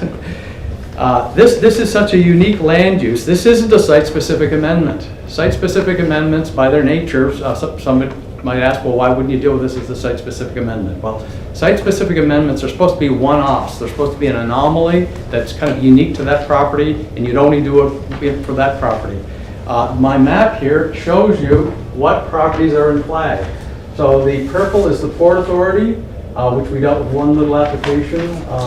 It's right there, and then these other lots are zoned waterfront. So these are the only lots, there's, I don't know, 20 lots there that may be able to apply for this. So you need something that clarifies, not only for Mr. Gale, but for everybody else, if they want to come follow their example, how would they get an approval? So we, if you can see, as we go through my report, and now I'm up on page 4, the other jurisdiction is the provincial government, who's also involved in this because they give approval for public health for the eating and drinking establishments. The fire marshal can perform inspections, The electrical plumbing hookups, those are provincial, and the liquor license approval is provincial. Again, from the municipal side of it, outside of the planning department, it came up earlier in regard to the silos. We're trying to make sure that there is no silos on this issue. The fire department can apply certain requirements, NFPA 303 and NFPA 96. That's dealing with all the cooking equipment on the floating structures and how that is regulated on a marina. And then the other issue is the water and sewer that's being provided to those entities are hooked up to the city system. So there's us that's involved in that as well. So what we're proposing, and this is a whole new technique, we don't have this, so we're going to create a new system that may not only apply to water lots, but it's in something very unique, like a water lot, and it's called a special use approval, and special use permit, sorry. And so you need to create a section in the bylaw dealing with special permits, and then you also need something in the bylaw. And these special use permits initially will only be making reference to water lots. And so what it's doing is saying, okay, in the port zone and in the waterfront zone, you have your list of permitted uses, and it's going to stop, and then there'll be the next section will say special uses, and then it'll say floating structures. And then it's going to loop you back into the zoning bylaw, have you get that approval for a floating structure. And then all of these requirements, these are conditions that will kick into place. So to your point in regard to that engineering report, anybody coming in the future, we're going to need the engineering report before it even comes to council, right? So you'll come to council with all of those terms and conditions that were applied previously on the temporary use. They're all in there to deal with what we're looking for to submit it to council. You'll submit the whole package. We will basically say the applicant has met all of the criteria for their environmental issues have been dealt with. The fire department has looked at the hookups. The provincial government has commented. Everybody seems to be happy with this proposal. And the difference, the reason why you want to do this is that it's explicitly indicating in the zoning bylaw, it's contemplated as long as you meet all of these conditions. Typically, when you go through a rezoning, it may be a one-off and you may apply some terms and conditions. This one is being very forthright with people down there. This is a use that can be contemplated, but you do have to follow these regulations. And then there are some official plan policies to guide it. And I would tell you to pay special attention to them. So in regard to the policies that we would put in our plan, in the official plan, and dealing with water lots, there's a section dealing with the waterfront.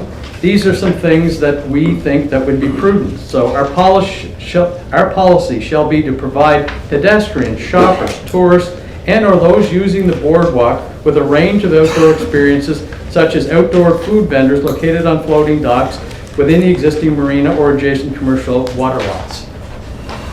Anybody have an issue with that? You know, like these are the key ones, because these are going to be the ones that council will have discretion in the future, because if it's not meeting those high-level goals, I don't think the intent would be that every property down there was given approval to commercialize a water lot. So you need to be able to deal with the one that we've been dealing with this evening, but there's some tools that you need in the toolbox to contemplate other ones. The next one is, our policy will be to ensure that the use of floating structures are reviewed and approved in a manner that respects the various government jurisdictions, safety and fire code concerns, environmental issues, aesthetic concerns, and any other issues deemed relevant by council. Again, very high level. Our policy shall be determine the appropriate balance between seasonal commercial restaurant operators and existing restaurants in the area. This is not dissimilar from having food vendors on the street. You only allow a certain amount of food vendors on the street at certain locations, but it's not allowed. You can't have like 100 food vendors on the street. So it's just a matter, you're going to have to find that balance. Our policy shall be to ensure that council reviews and approves any floating structures locating on an existing registered water lot zoned for commercial purposes, such as seasonal restaurants under section 3.7, special permits of the zoning bylaw. This is a new section. And then finally, our policy will be ensure that the approval of floating structures on the waterfront is consistent with established view planes in the area, does not conflict with established traditional water-related uses. That's the marina itself.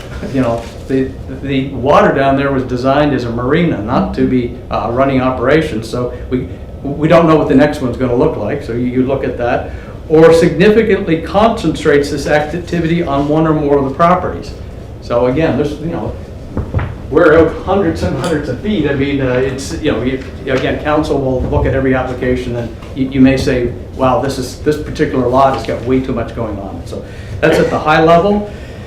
Then you get into this amendment, a new section in the bylaw. Subject to these regulations, the uses that fall within special permit uses set out in the corresponding zone may be permitted in that zone if council is satisfied that the development would not be contrary to the general intent and purpose of these regulations, the official plan, and to the public interest, and if council has given notice and has considered any objections or representations which may have been received on the matter of the application in accordance with the procedure set out in section 3.10, amendments to the bylaw and rezoning. So it'll be similar to a rezoning process that you'll go through.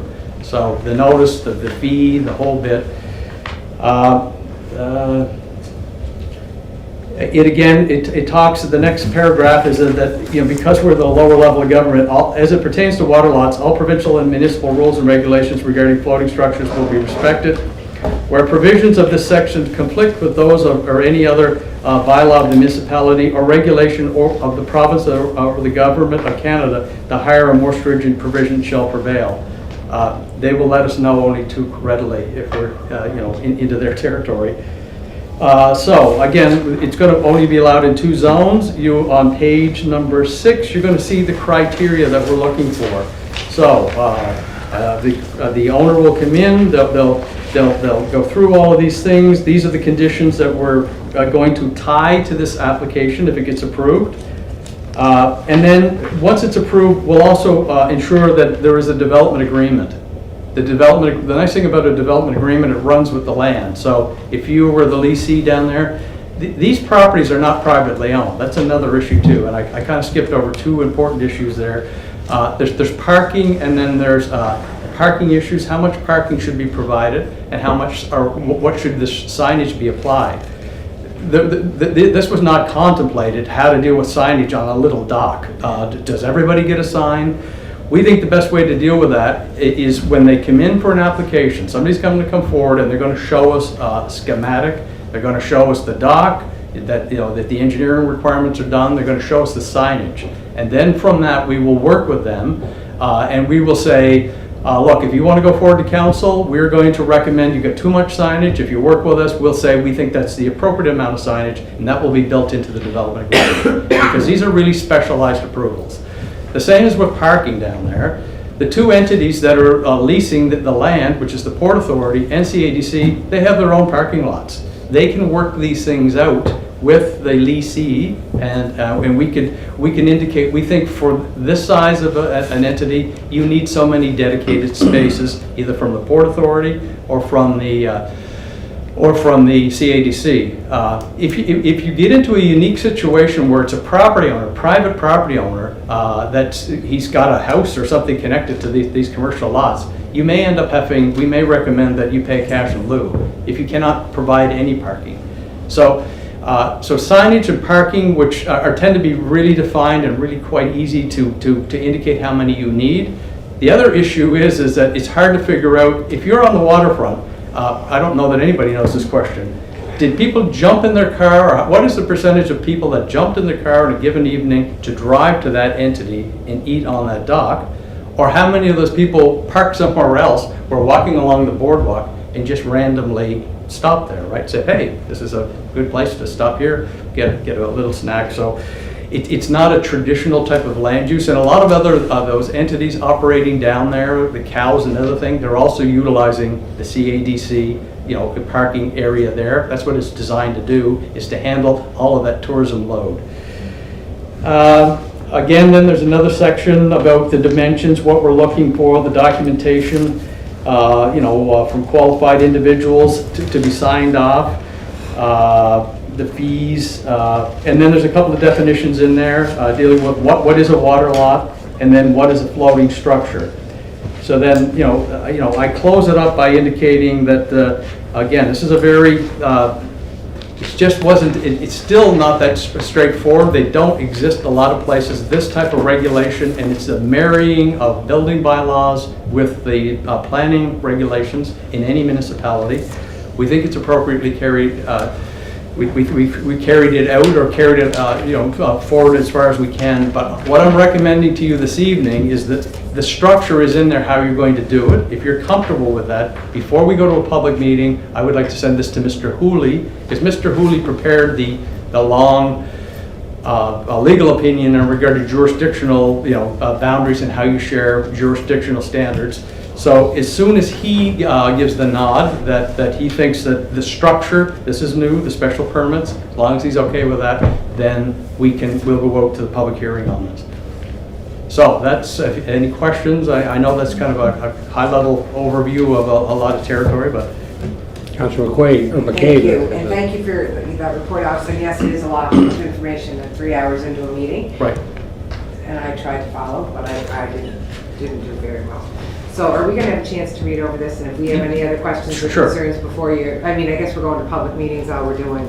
But just keep in mind, we're not even really going to public meeting until Mr. Hooley comments. Yeah. So Yes, that's what I mean. Right, sure. If you folks have any concerns, we need to get this right. And the key thing is that, we've been there before.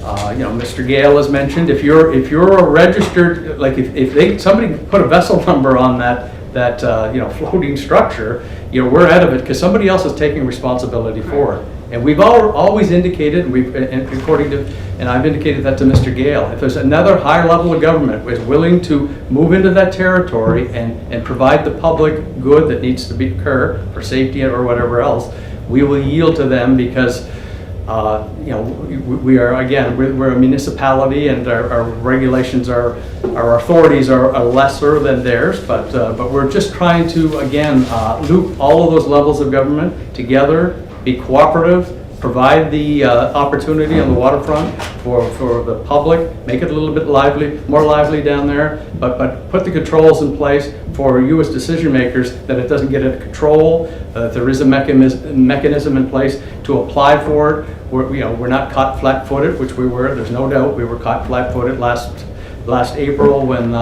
middle of COVID, and then this came to the fore. But for anybody that's been watching this, the key issue here is safety. People need to get down, get on that dock, and they need to be safe.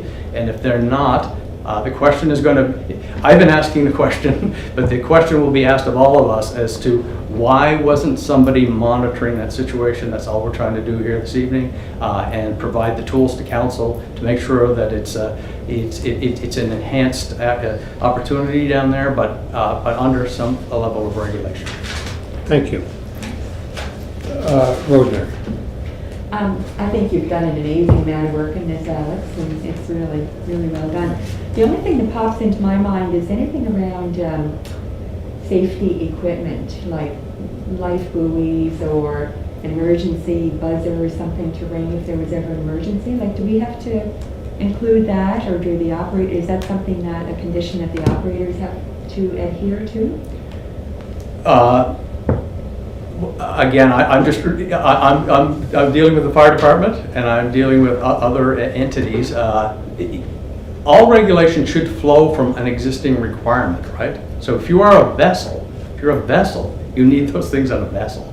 So I can continue to look at that. I don't think that any time you're near the water, having those life buoys around, they're on the trail for that purpose as well. So, but again, if there's another jurisdiction that has that requirement, it's better to leverage it than us to try to carve new territory, because the whole waterfront is really, people walk beside it, kids can fall in the water, and similar scenarios exist, but it's not a bad point, and we'll look at it all to try to just get it appropriate. And Rosemary, just on that, Queen's Wharf, which is just at the end of Queen Street, a number of residents have called City Hall that CADC should have life preservers on the wharf. We did call CADC, and I think just what Alex said that, correct me if I'm wrong, Alex, if you put that there, then there's a liability issue. So they're saying if you're down at the waterfront, be careful, take precautions not to get too close or play around an area where you may fall in and cause some harm, not only to yourself but to others, because it always comes back to that liability issue. Yeah, but you know, I sometimes we know. have to just use common sense. If somebody's in the water in trouble, we at least, you know, we have to be able They to have do a something. life preserver. Some kind of a buzzer to alert 911 or Right. something, I think that. Like out at the National Park, as everybody knows, they do have buoys out there, like off-season too. Anyway, it's late From a in the safety evening. point of view, one of the best protections down there is a busy spot. Because you've got boaters on their boats till late in the evening. You've got tourists walking by. You know, if it was isolated or some kind of a unique situation, but it's a busy spot. So, you know, if there's a mechanism where we can actually do that, but we don't want to be plowing any new ground for these regulations when it's not entrenched somewhere else that you need it. But if you're on a vessel, you would need those things on a vessel. Bob, I'll get you in the 1 minute. What, basically, has your concern's been addressed now, earlier in the evening? Yes. Okay. Yeah, Bobby. it's kind of late at night for a stupid question, but I'm baffled. Never too late. Our policy shall be to provide pedestrians, shoppers, tourists. Yep. How do you arrive at those particular groups? It's just, again, the bottom line is that we could change that. I mean, this is a malleable document, but that's who's down there. You know, you've got people, there are some retail stores nearby. People meander through there, right? It's a sort of a funneling ground. So you've got people at Cowes, you've got people at Peaks, and you've got people from the cruise ships. So the tourists come right off the boat there, and they're on the boardwalk. So that's, you know, and they're looking for something to do. So that's where the tourists come in, and you know, the pedestrians. You could have started on the trail in Victoria Park, and then you just randomly ended up down there.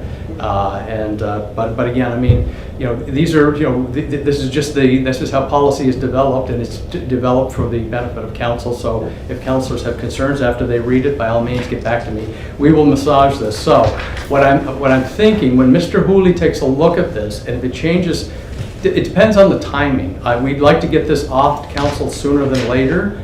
It's not going to be there for Monday, obviously, but if it changes significantly, depending on the timing when it comes in, I can either send it back to you folks, just circulate it, and say, if it lines up with the public meetings we're already trying to host, I could say, look, these are the changes. If you're in agreement, please confirm. If you would like any changes or whatever, we could see what we could do just to keep it on track. I mean, there's nobody wants to see this entrenched and you know, sort of brought to a logical conclusion than myself. Reg, do you have a question, or do you want to move it? It's a comment. Comment? There you go. No, I'm not ready to move yet. No, I just want to say, back when we did this last year, I looked up water lots and floating structures and vessels. In North America, there's not a lot of jurisprudence on this, or not a lot of information on municipalities dealing with this issue. Right. Not let alone Canada, but anywhere in Right. North America. Well, and This is more that's why Mr. comprehensive. Hooley's looking at it. And that's why this is more comprehensive than what I was reading back then, and I like it, so I think it's very good. See, where you find a lot of clarity for municipalities is for houseboats, and that would be the other structures that Mr. Gale has. But because they are vessels, and then there's certain regulations that are jointly shared, that's fairly straightforward. But it's the commercialization of these structures that becomes an issue. So we're hoping that we can bring in something, you know, I don't think there's any debate that the public like this, you know, this opportunity on our waterfront. But again, it's the size, scale, and you know, the safety regulations need to be adhered to. You did a very good job. Yeah. Excuse me, is it council or committee also bound 3-hour rule? I think we're out. It just says the mayor. It isn't. Pardon? It isn't. Okay, We got one more motion to go. yeah, we got a motion to go. Let's see if we can sneak this through, okay? Question. Is it a long one? No, that's what he's calling for. Alex, yes, like Rosemary and Rich, it looks very good. And you know what, it's an organic document because you couldn't piecemeal or reinvent, this is not reinvent the wheel, you had to go from scratch. And you know, I know municipal government is as you said, a lower level government. No, it's a level of government. Yeah.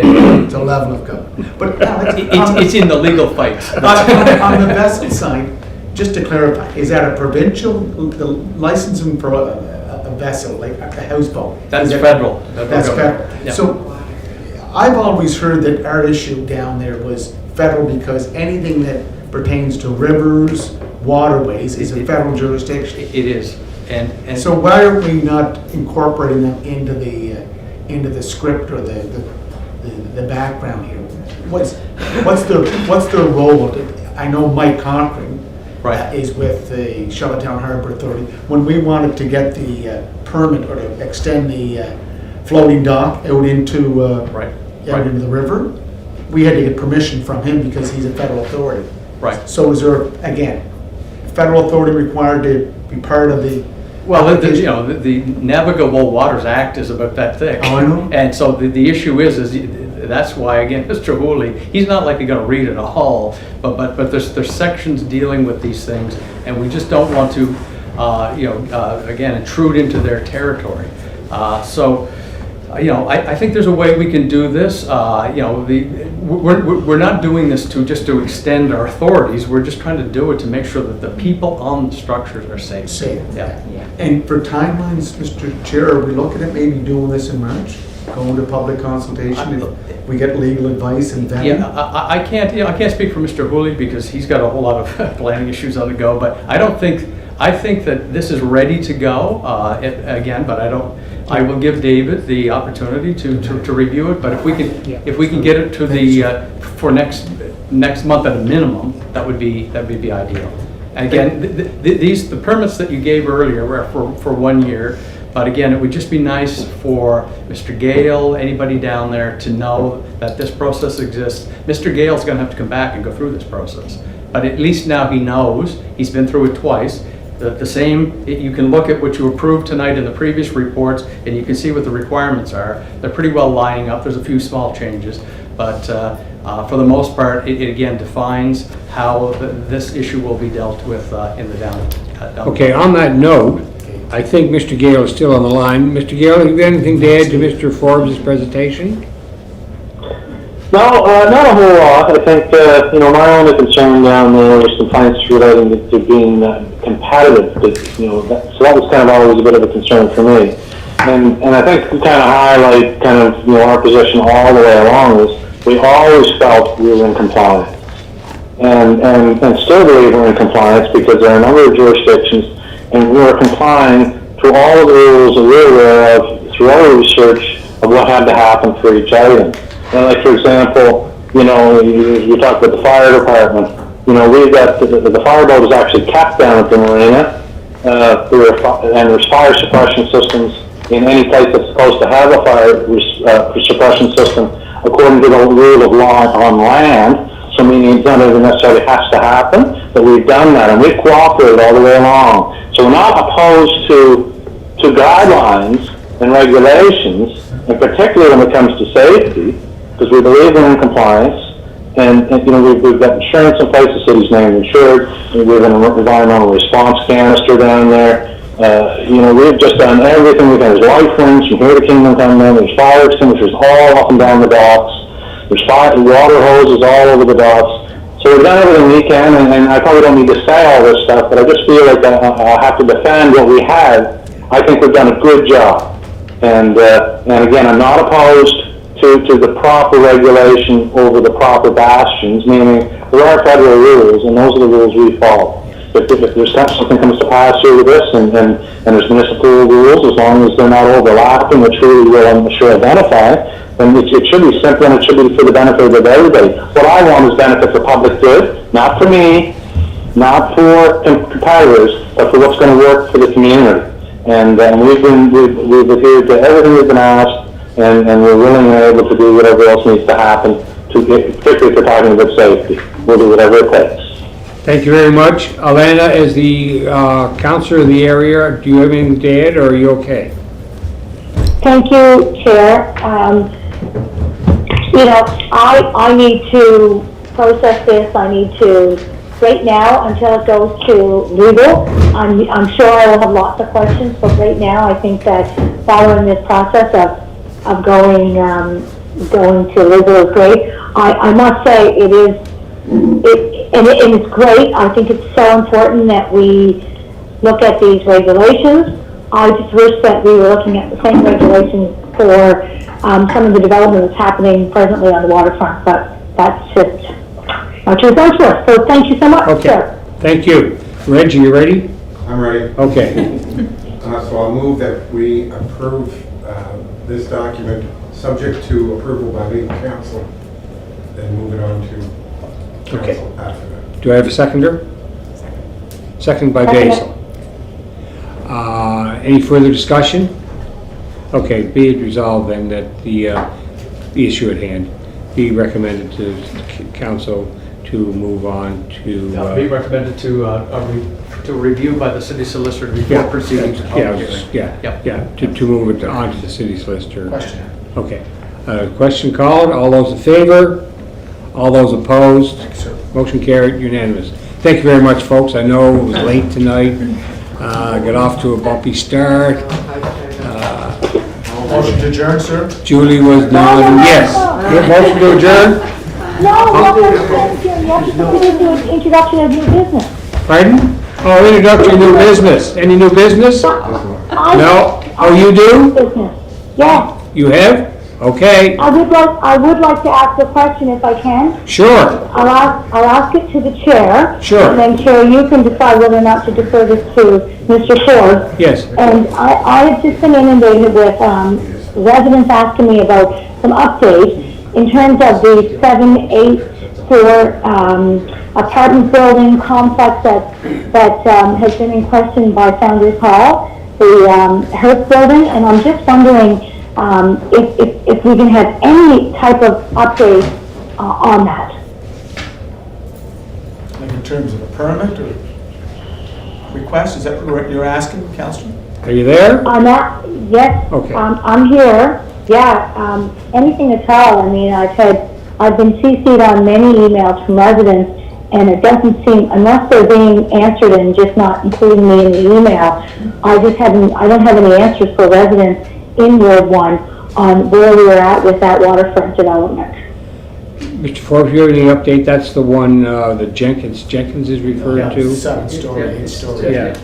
To my knowledge, it's just, they're not, it's not active with us. Okay. But we have no idea. They could come in tomorrow and ask for a building permit. I mean, it's a project that's pretty well ready to go, but they, I don't know, for whatever reason, they're not proceeding, and I'm not really certain what the timelines are. Okay. So it's not even in the hopper, Councilor Yankoff? Okay. Well, thank you. Okay. Anything else, Alana? No, Chair, that's great. Okay. Thank you. Okay. Anybody else for new business? Didn't think there would be. Move to adjourn. Move to adjourn. All those in favor? Julie Eston Hall. Thank you very much, folks. Thank you. Thank you.